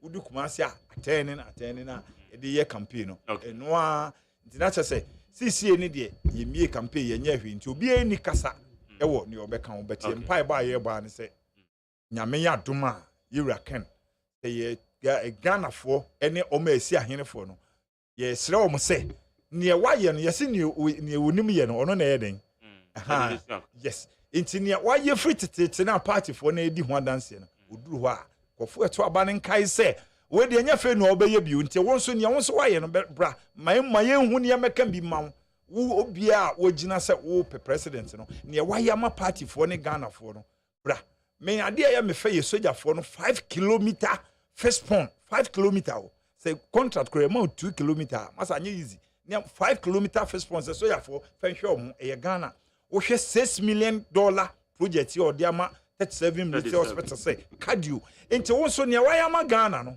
ye den fa wo de bra na yen kan bi ma wo na yen hu se o da bi nipa asomasiwe ono so baaye no waye sei nkwale koka ye friend say Arab hoyi ye friend say Saudi koka yi hwe ono ene ye frɛ no yesu frɛ say bo modern na bra na bebo enti nioma waye no wo kasa wo kan eboro adwene nti ase so enti ye de yade se dia na say osi ahenefo no obie ni ho wo Ghana na Kwame Nkrumah kra so amo Ghana ho kase Kwame Nkrumah kire project dodo Kwame Nkrumah asofu ya ene obatina obi abase o yesofo opese odi Ghana nim na nasoro makrati ho ni adwuma ye na odi scan ko wura politics na wi awa be ka send this ni MPP nye ndc ni MPP nye nipa omkita 1 city court correction ma no de no watimi ayimba se ho apososafo a efu ode ne na sorefo ye na tese nneoma apososafo ye no sofo be ne wo gum na bona gutia na gum afu a ono so na mabokum din ha za okay so ni se bia obo gutia o da bi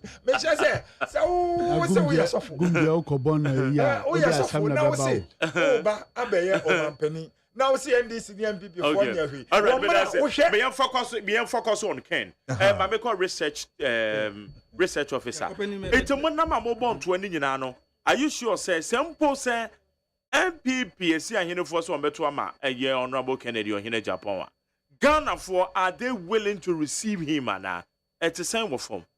What the matter was no now question was in fact very fantastic.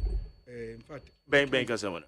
Because said me kind recently na you call top petrol station bi I say do na papa bi dim kwa kwata bro chache odi ka be wura kan but ma me crash me adan no si o kan we kan am si da bi no si o so hunu no ne gene too much over unnam na o hwe street mu especially this hawkers no unnam street mu over and some moka because who tia adaje babo me in fact prefer with you say Ghana for MPP for sempa but one or two be a cause into for senka this and me bre so amount to about 2024 amount but say Ken na MPP for the bank one dia ombeto there are some places boko over NDC4 no about chanko there say we can never dia do mo twen yen say Ken ba dia ombeto over in the grounds need there because you changing chrome bre so ya ko villages sometimes it me ko be kura ko be unchen we fom yes I'm telling you okay so what I say na individual say eyo mu de kura say who's the first no when you send this for nia bi do mu nem kura say we campaign na be before TT office about time but him say this time send money na attending because we call grants and money gi say nipa no onso o kam hu bi na de ba ko me there na me bra pene ka wan say me ni nema na o de che no hwe o che kura no o tunbu as calculate to say saying in Okukra Benya, he was interested in the individual cry.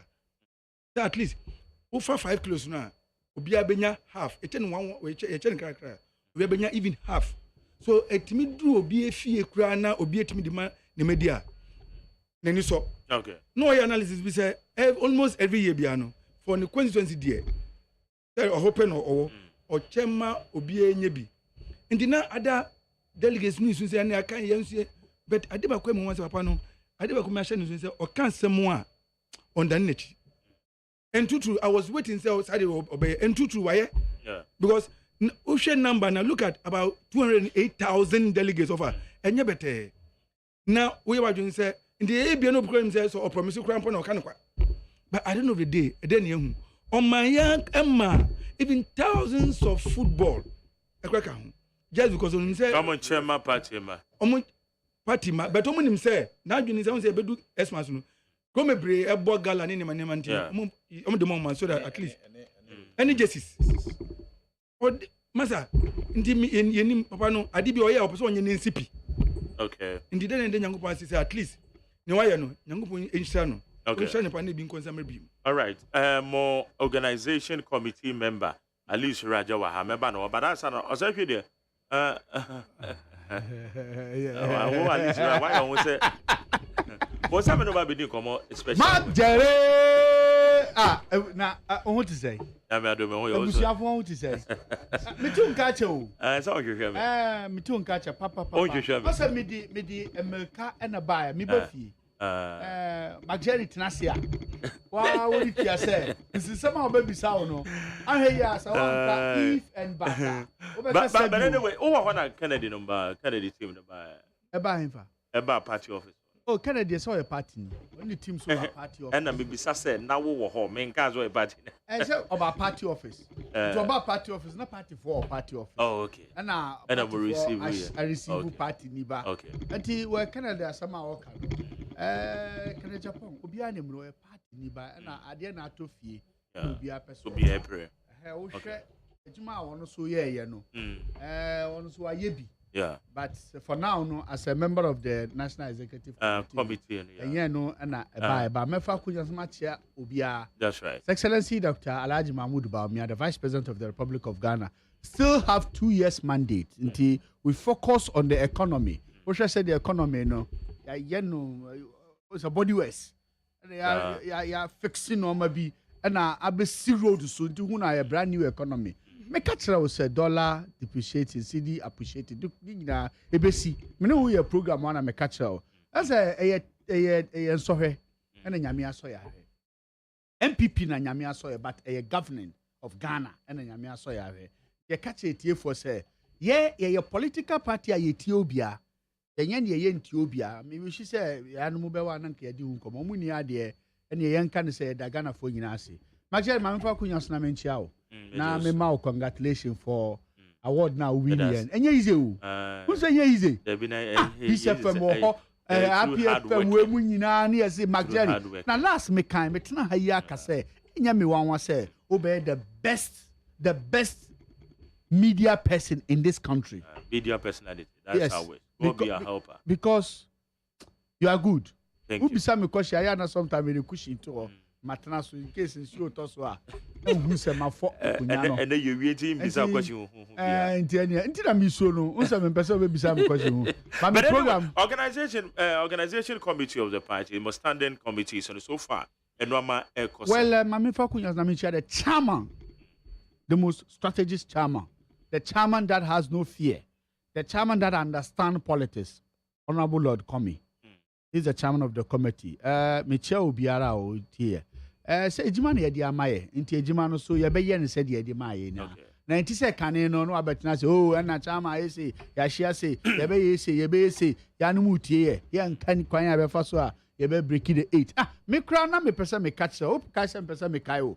It be ye be break. MPP for munja say be break 8 o. Ye continue ade na wo ye ho de na be break. O break ya be pai o. Nti ade no e wo ye ho na em de say em paying for say omo the power no there. We are not ready to release the power.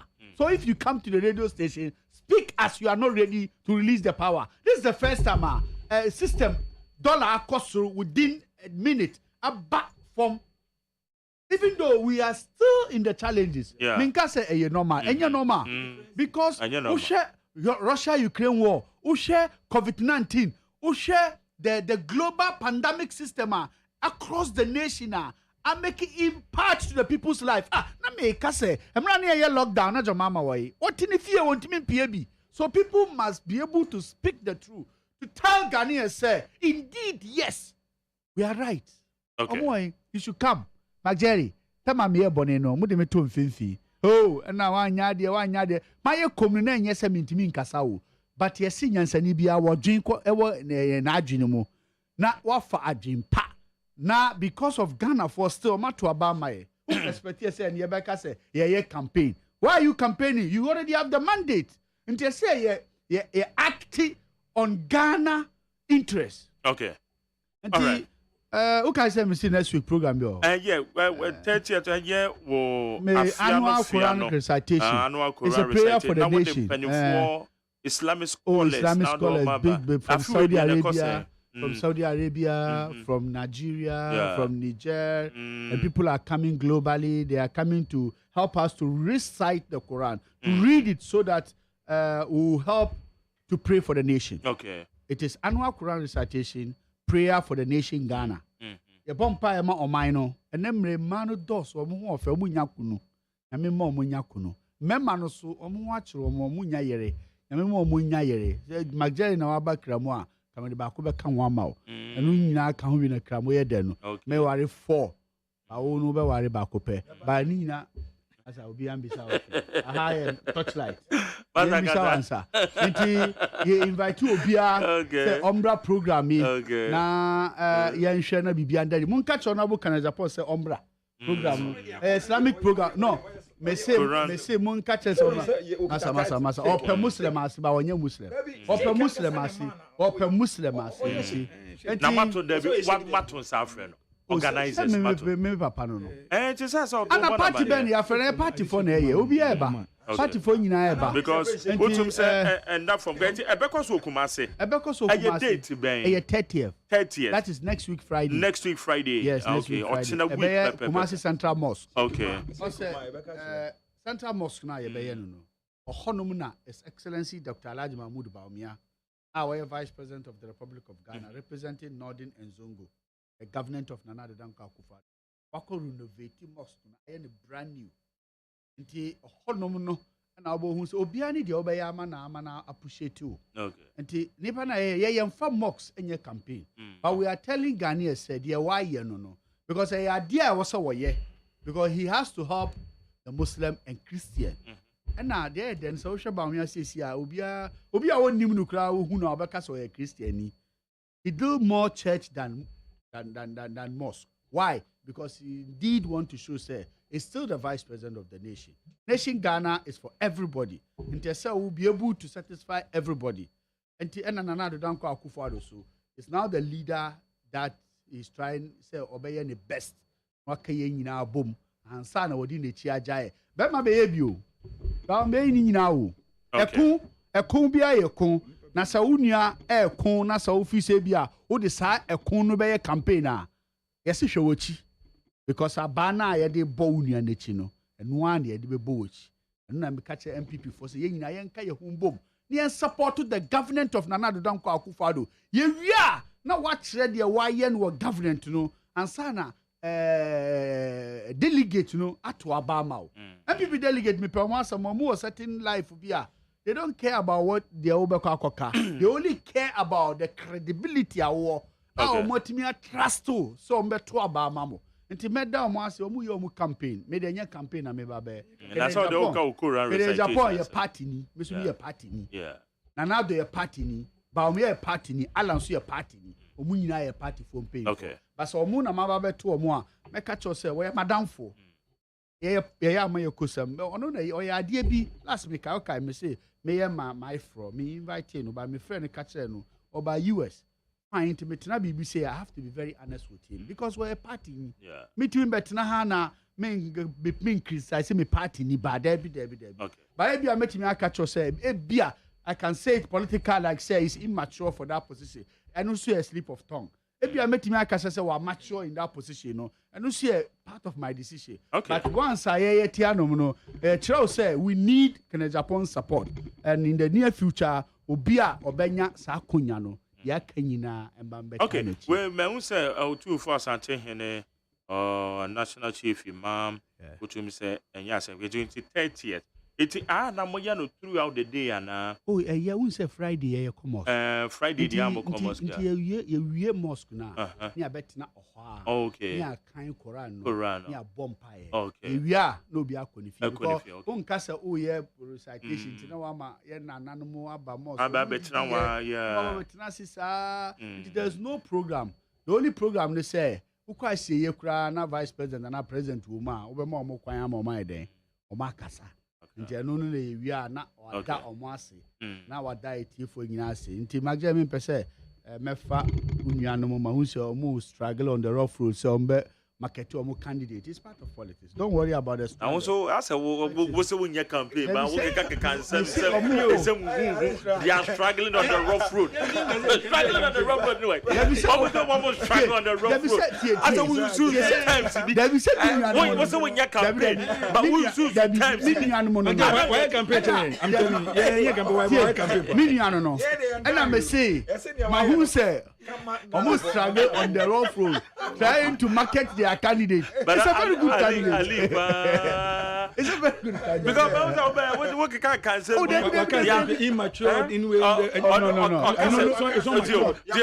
Okay, baby. Or say, me kwaka say be or you immature for the position. A slip of tongue. That mean hey, massa, who communicate here? You're very careful. They make can say you can and now. Okay. Who you mean? What you need? Yeah. In terms of politics, party hierarchy, Ebia me name opposition. Met me aka say Ebia me so me e senior. Yes. Enu bi ne ba ene ye ka no Dr. Bawumia ni nua no mienu ne ala ne Kennedy. Ni nua ketu anu no when it come to politics. Yeah, ni nua mienu no because when it come to politics, Jogate so ho. Omo nyina omo ye ni nua no mo. Omo sa ye ne nkwala in terms of politics. But when it comes to maybe seniority, nobody can sit on the radio and say that man didn't qualify. I challenge the person. Yeah. Nobody. All right. Nobody. In terms of the award, no. But me person me chua june bafom. And can nipa be to say Ken, Obo party no. We need him to still support the party. Enti ebia na obe contest. Who expect at least say minka assembly against you. No. All right. But make me catch yourself. So papa tifia umpe ohini di. This owu. Dey hwe di nyame pe. Okay, me that say. Eti Ali nyame adom Friday. So 1. Yes, Friday 1 p.m. Okay, that's good. Mama, you call we no your friend say. Lawyer Kwame Jan. Na wo hwe Dr. Mahmoud Bawumia ene Ken. No mumienu president krate say wetimi mobilize na nipa mienu we ehia wo na patas na yiase no na se so mumienu chia na me no mienu omumienu ebobo no muhia omudidi chia omho na me no mienu no na me hia wa me be kasa gensi we ya na be kasa gensi enti true politics and that is how it's supposed to be. General Manager, Mamemra 2023 sign our strategy say call. Well, I think that was much ya motive na leave so my pen asempa me said any no ba me ni sia madman because buga life kakra dey be fam ba woni mark se ka say leadership papa nim dey fo bi kan say bi for leadership jansan na me kasa no pese me ko to say leadership is the creation of an environment in which others are able to self-actualize in the process of completing a job. There, if your actions inspire others to dream more, inspire them to learn more, to do more, and become more, then you are a leader. Say utumi ya de, ne nipa nyina agi utum, ebua nipa mo free baby a omo eba soro. Na omutumi esesa o mabraba eno ene e fro se we yo kendi for enti 2023 so bisa ye strategy ane se ekwan be na ye be fa so a ye be magana magbunu ye be magana fo nyina enya ntiase se ye pe obi a obetimi abebo Ghana odomankoma chede a ode adom yen ano na wadi animu ama sa ne ma na odomankoma de adom yen no eho abeba mfaso ama Ghana for na Ghana for mebunu enkoye emebuna omuni enidaso Ghana mebunu enkoye mebuna omuni okwankyerefo na obeye na adwen se baabi adure de mini baabi afa ye strategy ba ko ne se natural resources eye odomankoma chede Ghana obeti o yesi o gold ye wo diamond ye wo manganese ye wo hwan ni abobodin bebre.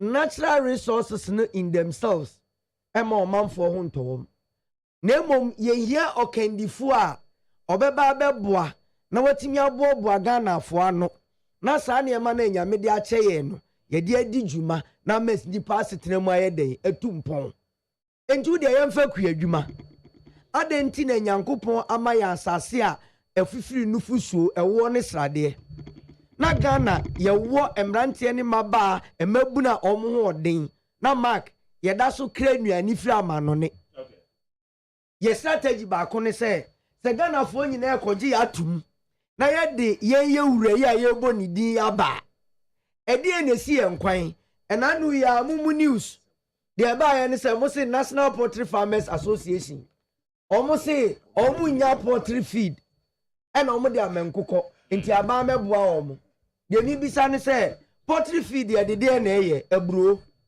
poultry feed ye de na eye ebi a onkohwe emo hwanum na enkodua na hwanum meto okay enti se our large tracts of land ene ye kwa Afram Plains ye ko African Tampoko Tamale ye ko samia we nyina ena mrantie ne maba omo ho odin ye ma incentives ena omo dua buro because a integrated industry who dua buro na poultry farmer be ba beto ode koye ne poultry no no onu nsu wi a akukọ nam no ye beto krokroko ye beto dabo ye beto enti emo a ye di koye ebura ye di koye poultry farm no ye be kre bi afri Ukraine okay ama say Ukraine for ne Russia for to bomb ya ka say senti ye nya aduane ni ye be kwa kokra chicken ye di ahye fridge mfi ama no ne ya ba betre wa bunko nta say every year bia ye kra bia 800 million worth of chicken enti ye die ye ni hwe ka ye say okay Ghana for munya adwuma nye ni titiri ni mabuno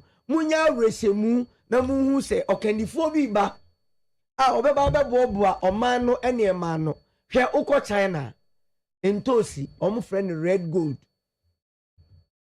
gold de enimi ya ne say no obi afa ne franchise no de call Vietnam China ni etwa no bia u company ni kura ni say Barrister Logistics tomato Anasitek tomato ode beba beduru an rubber tomato ni wom pure na wom bibia e di free China okay na China for no omo ye 1.4 billion no omo nya adwuma ye enya aduane di emebi ka na omo de breye enye aniwu enti de bia me ka say ubetimi abeka nia ubeka bia but let the people get hope from you all right me nua me wie ye say me be wie enti na so right nka because of time ene say me be wie dia de me ka dia kosia ne say ye ye okandifo beba ene ma ti say tomatoes eburo emu ayuo atoko banche Ghana he na edua banche eje yi everywhere ka butu President Kufodi cassava factory ba abodwe ase adata no me adwuma on Man FM 2007 me ko no omo de banche African tampo omo de bi free ho omo de bi do atachi ma beton obodwe ase what it tells you ni say ukoye cassava factory ni bi working tampa ubenya nkrofo am omo edo omo adua banche ukoye bi oho a ubenya nkrofo am omo de adua banche ukwa ama no ni dwa so nso a China, India, Thailand, baby, omuhia glue, any starch, edi ayejuma, our printing industry, any other industries. Adenti o manti any mabawa. Na banchi kura beti mi ababe koko. Ni abetna se say, Sam ranti any mabawa, no munye jumanye, into omu ye hopeless. All right. Into any swadi huna yeke, strategy ane say, the yamedia domu yeno. Enya kendi obebo no. Na ode. Aye adwuba na omanfo ho atom na enye sika ye dibi akwa ye dibi aboye ho bra na yanka se Ukraine for nti enye bro ni nya bi ma ye nkoko. All right. Okay, but that's it. How you need 100.9 or say hwe or your general manager the ma CTech that your citizen I Ghana or na otene kan citizen I Ghana CTech support for Ken. Na ma answer me pick my last words. But anake me ni baby o free. Na over YouTube grandfather, you know. And then I may expect a year NDC Women's Organizer Betty Barbara may expect a year Peter Kwesi Mensa Lembele KK. But I don't know. I say be for exam, so what is happening? And I can't say good, be a good year there. I already had them no pipe. Now, also so far, I feel you can't be here. But can't put it saying. Nyamiadum. Ghana for Piebo. Ora Alanko Jochiramatin camp. Me news I me no kase munia. Mekasi Sidu say me yejuma ma MPP. Me yejuma ma camp. Okay. I believe in NPP. Okay. I know that is what I keep telling people. Yeti hui me. You won't go for the die hard MPP people.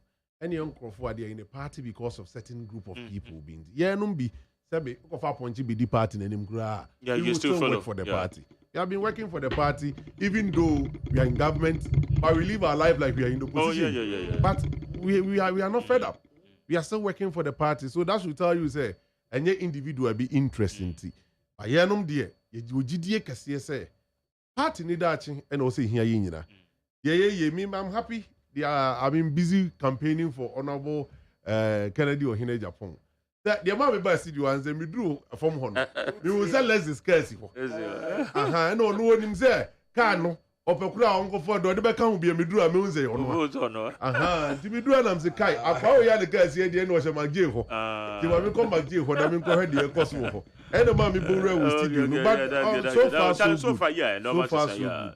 And I am happy. Mampenia Danko Kufuado, age Medi Bichina. I gave my menu opportunity. I mean, fan down at Insurance Ghana for. I'm saying, I'm inviting media. Working conference center, 9 o'clock. Under a friend say, Mampenia Danko Kufuado. I'm happy, mini and Mokika industry in the factories. A China Mia Mampenia Kufuado launches 58 factories. So about 500. And the 1D1F. Handle over my Ghanaian youth. Mimi Kroma Santia Chim Jaso. Yenya bamboo factory. You're training Ghana for Marco 500. Pempro, I had a toothpick. Mikro Mujaso. Such factory are working. May one listen to a message who I met me.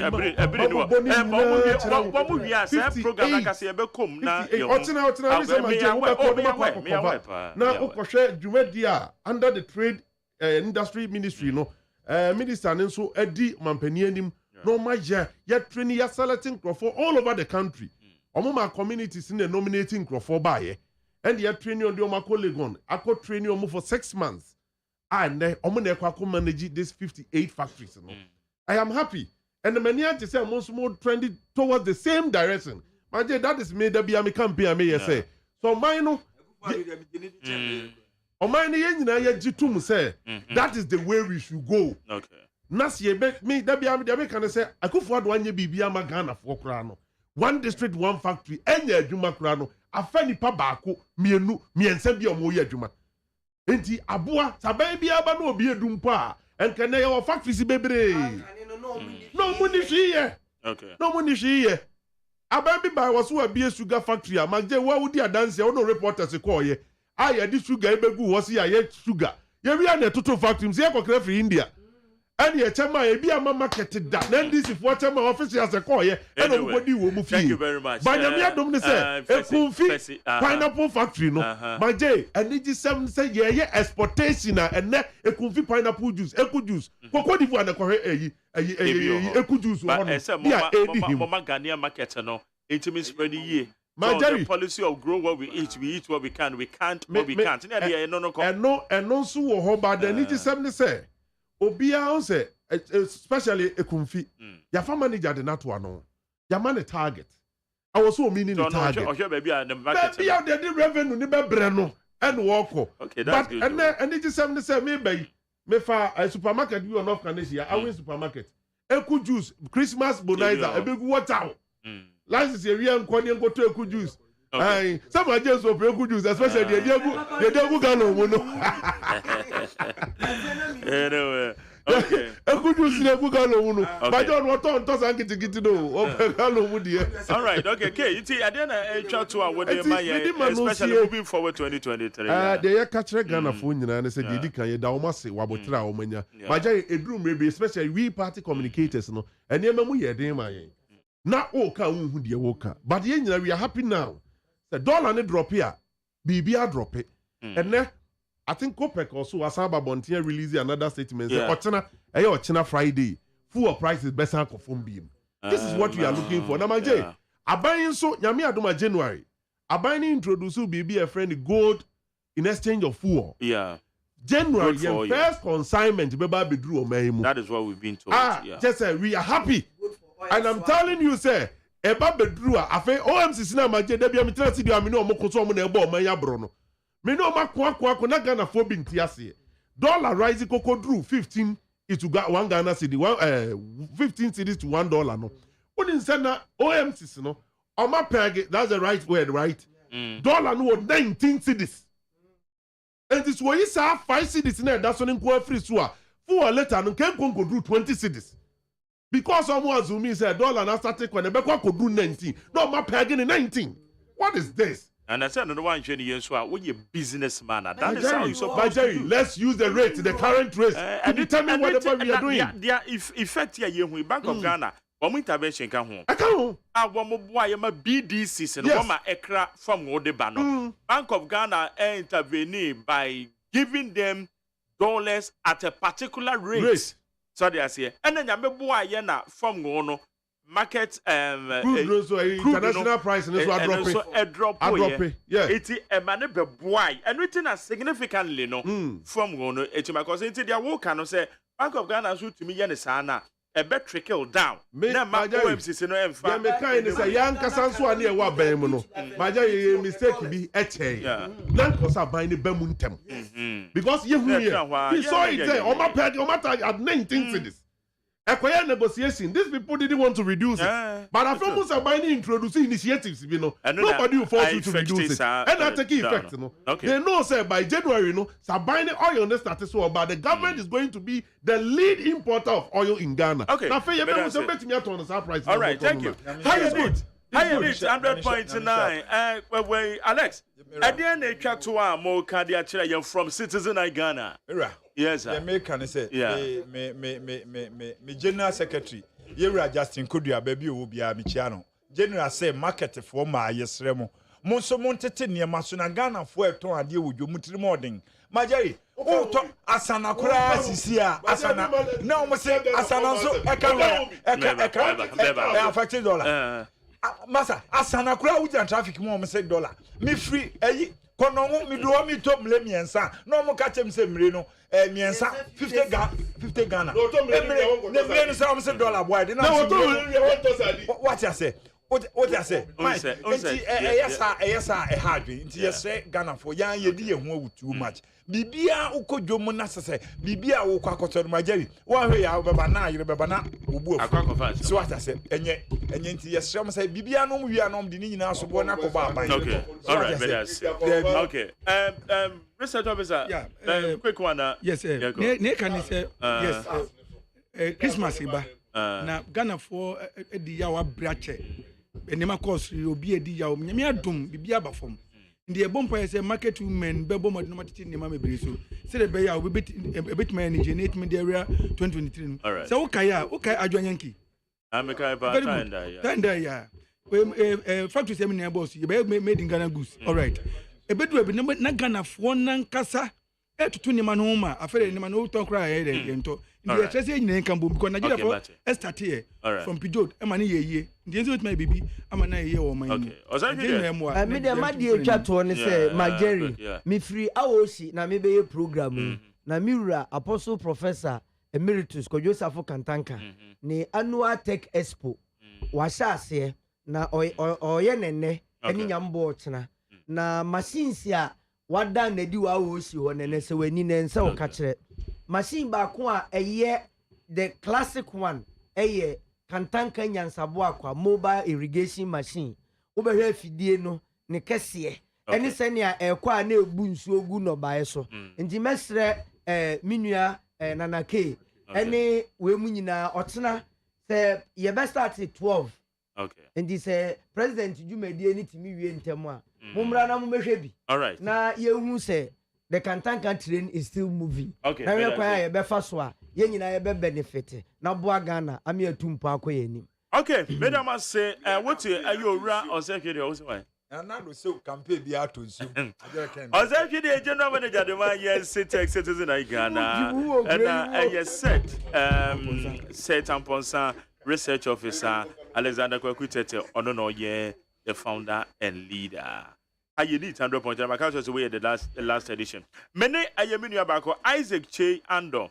In fact, your researcher, your social and political analyst, no science journalist Isaac Ando so bebana meneno abon koma kakra na you said Aze say nyame adom boko Now, so far, as a researcher, social political commentator, a journalist as well, I feel quite a year last show, you had so next year, I may be engaged with them more.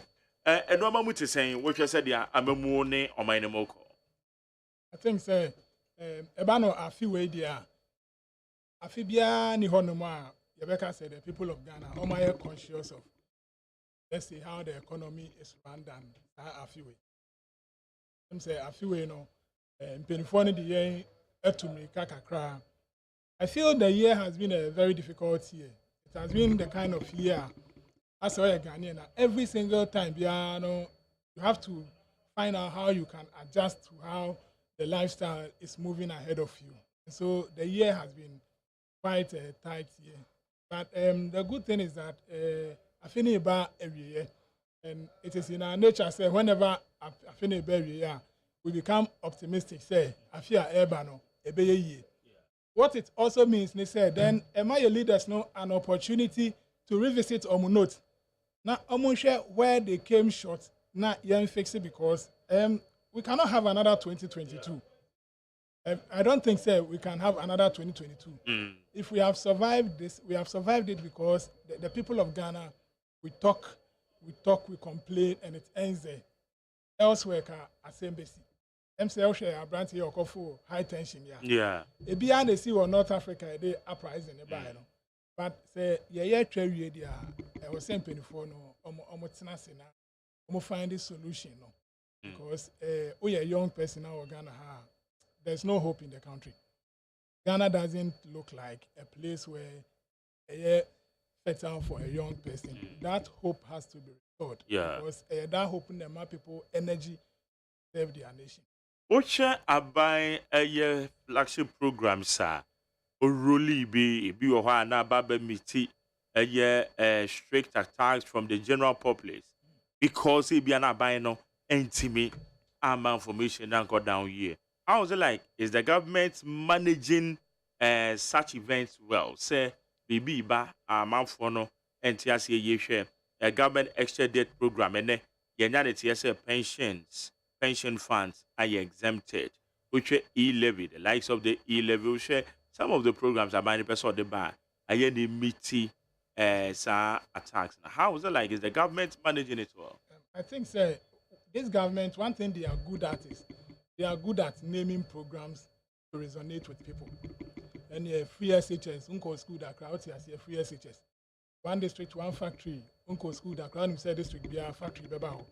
But when it comes to engaging different ideas and then different opinions in the execution of those projects, now that is where they are lacking. Even OSEI free SHS, I'm almost 30 years. In fact, just for a lot of head teachers complained.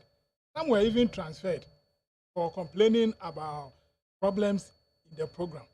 And, if you want any initiative to succeed, you must build it on consensus.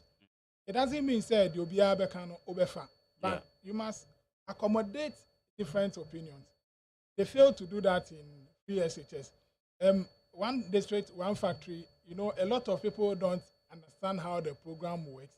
And, it is even difficult critiquing it. They can name a lot of factories, which is impressive. What we are looking at, those factories now are buying they should effectively affect the import. And so if we have a sugar factory, what we should know is sugar factory, the sugar importation are dropping by 20%. Rice are dropping by 30%. Then we will see significantly because what we should not forget is that in the past, and even though government was not building factories, individuals were building factories. But the rate at which the factories were growing, it was growing with the rise in our own level of consumption. It is a fast sugar bag back one. Automatically next year, bag back on. So if a factory comes in and next year, bag back one, we are not making progress. Progress means you're reducing the import. It's one of the areas where they can or they should account to us is they should bring us the tangibles. These are the factories. This is how these factories have affected import because the heart of your economy is exchange rate. And at the heart of exchange rate is importation. Don't fix it, importation. You cannot say currency liable because eventually you still need to buy the currency now. That is why even the current drop in the dollar now, among Crofire is skeptical as to whether it is sustainable. Because the fundamental problems that drove the currency upwards, those problems still exist. Yeah. It's, government communication issue. We should just move it from the politics, governance. Engage the people as people we are serving. When we are conscious voter, that is when you don't go to the roots of the issue. And that has been the language of your politicians over time. Now, yente issues. Okay. Because it appears, OTA government communicators you would feel Ghana is heaven. The reality is that the average Ghanaian is not feeling. Don't feel it. Okay, Yeah. 70 factories are on paper, it is impressive. But I must relate with how those factories impacted me. They should work on the communication. The pension funds, or second, about engaging stakeholders. Funds and kokan obisika. Won't expect any panel. Yeah, Obekana no too. Exactly. So engage them and then come out. E-levy, for instance, we see your e-levy bar, you better tobut mu, e-levy aba. Tobut no mosi ebe side then. Ebe babio. Taxes na kasa so matum. E-levy by there was resistance. There was an obvious resistance. But Abai decided say no. Yeah, it is there. But what targets no more achieve. The issue is that when you are serving people, you need them to align with your vision. If they don't align with your vision, you may have the best of ideas, but executing it will be a problem. I hope say almost lessons. That is the hope. Say almost lessons, because we need to make progress. Ya baba dane omaya. I say you call your name power ni abamiensa. Okay. Too slow, but I think we have the capacity to grow if our leaders will be honest, and they would deal with us as a people forging forward together. For me, that's what. Okay. Isaac Che Andor, or a colleague journalist, or your social and political analyst, so no, AD and comment. I say, in your last words, at the end of we expect a year free abine home 2023. Me, Ubi Samia, the first, you see, 1st January. Yamea Domini Simua, me pe the sustainability policies are buying the bay.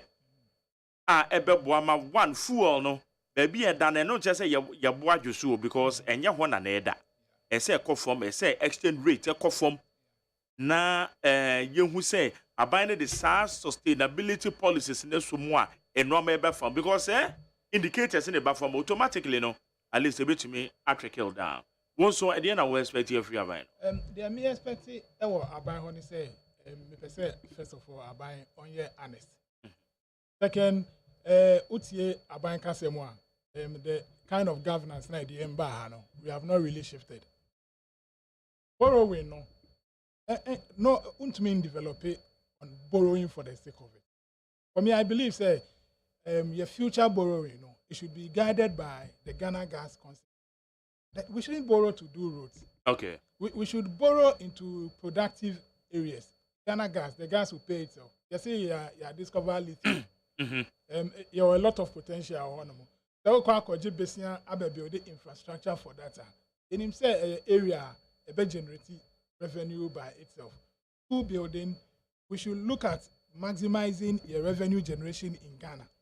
Look, your revenue generation is here. There were a lot of loopholes. The Osu cantonment in Kwan area, revenue generated in the whole of the French and Kupasi. In most parts of the other countries. Okay. Because you are focusing a lot of resources here. Anna, Sika, baby, property rate. You see, you call property rate in Kwan. There were a lot of potential. So, the problem is that whenever we think of widening the tax gap, our only idea is to add another tax.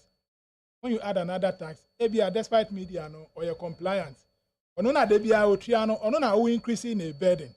Nipa na own tria last year so the new tax by it doesn't mean say nipa ni betria. But if we are able to expand it to ensure say those who are not complying comply, then we will move forward because your only hope is to depend on internal generation. IMF here you call for loan.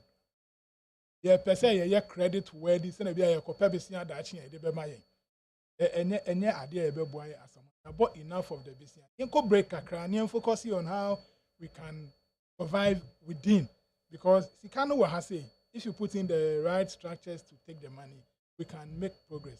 I expect on your smart in those areas. All right. That economic credentials now, flashy way and more fans, the Yale, Harvard universities no more it should give them a certain level of appreciation of how we can be able to develop this country. Okay. Isaac, Isaac, you're more official party. And I mean, at my next year, Bebo Juma. My research works are hold out union, so you remember your tier for 18 next year, Torchlight, said the old brand new beer, and you didn't know from Mama Unya, said the normal econo, Wobeti and card the more. Mammy for calls we, Kakra, Betty of our friend for most of them 0302243 540 03022 57902 0302243 540. So far, said the normal call of your money. It is a Madio. You too, my uncle. I tell you, yes, I'm I've been coming to him. Medindi, a caffeine phobia, because septic cantamant. You dedica, Mamentia, me papa, watching a jaco. Papa, me meet FM, the open here, open your memoir fisher, and honorable education minister, Dr. Say, or did to also memoir fisher. I've been here, and some now, opinion, Canadian, Nina, no. Also, can be said, as a money, Bibia, a bit make normal petrol, Bibia, price say, and the better, and I fine. Majority, maybe a bit that and say, see a dollar a coffin, petrol a coffin. It's a free. So, and your man, your body, the year. And now, Uncle Bush of our time, and your man, you thought that down, and now man about the a ton. Now, the person who say, I didn't see at the beginning now. And your money costs from no more, your mother than I go on and canon. And what over the year say. So, that's boy, that's a good tough one. Yes, somewhere. That you know, Mocasa, and I never put from and Salomon Tono, yes, and just a bumper for it, yeah. Maybe they come and come and pick on Master from the room. You may go on for power because you're and yet. May I say, maybe I show Madio. Madio. Okay, Madio, you too. I don't know when we can say from Coberia. Young Quaja. Yo, my grandma was in your papa. I will come to you. Now, my mom was watching Jacques in Japa. Hey, now, boom. I'm because you're not even what is the war. I knew prayer on my party Debbie was on the office. No, hey, you go back to Grango. I asked him, oh, the American say, Ghana, they why? And another one, Magic Ghana said, was saying, I want to say, near my coffin, Petronium, and I make coffin. And the Ghana for your best ceremony. Wanted to near Manoso, wanted to near Manoso. What do you say? Wanted to sooner, young and I are saying, will be anyone who want to know. We are just advice and we are your mamma for. Oh.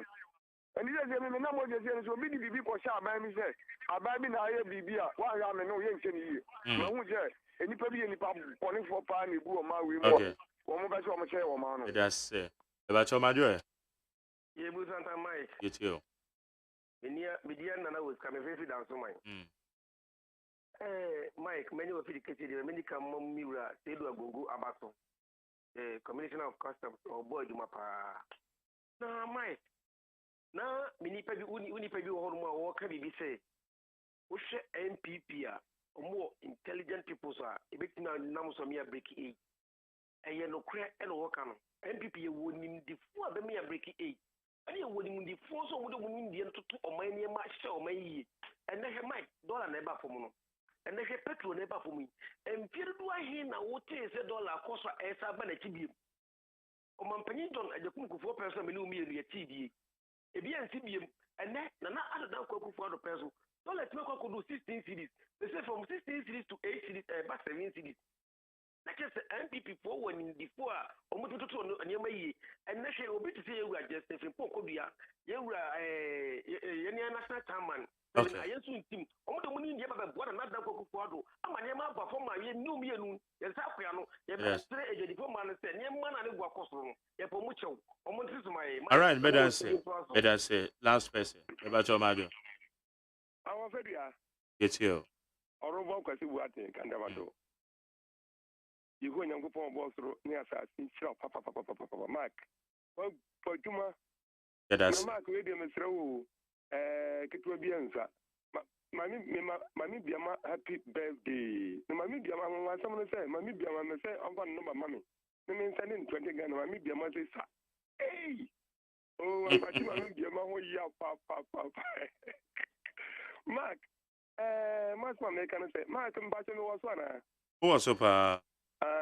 Before na midi tina adumintino low battery ntino na maybe sasa mas ma make na say mpa cho seconds per hour dawroma if papa bu ache ja former energy minister papa in 2024 MPP dey ba life papa wunimu tie to pojuma bu ache ja kon I mean papa we dey wadawma me sham brunya dey mas ma make na say me dey me nim bibia o wiase me nim o wiase ne say obampani akufado pai or the maminu me ensa eco free education enunti me do papa ya o robon ni nkane na dawroma na uduru orobon what is Germany nkane ase hire enti me strem people for no say o to aba mo nse ese ene obi akwaji mekuno me nto aba ma no masa media osman na me hwe okay minimu de tumo ma that's it na me shraw na ye see in fact but you for na ahwefo said America na medo bibi ase na me shira mo afi nso mo kan ye ho ebo ye ho ban e the torchlight ane ye de ba na wie ye wa afi mu mabo emedwumede na koso de America say na me shira mo ye me panel members nyina na me shira mo na me ya send this panel members na ntimi amma amate sam so mo school bi graduation bi e koso I don't know enti wo ma ntimi amma edamase me production team yeah, Abdullah Dasmani, Pius B. the Banks, and Naomi Obinwa, Medamase. Persia Boajo, I am a supervisor, alternating me a brano.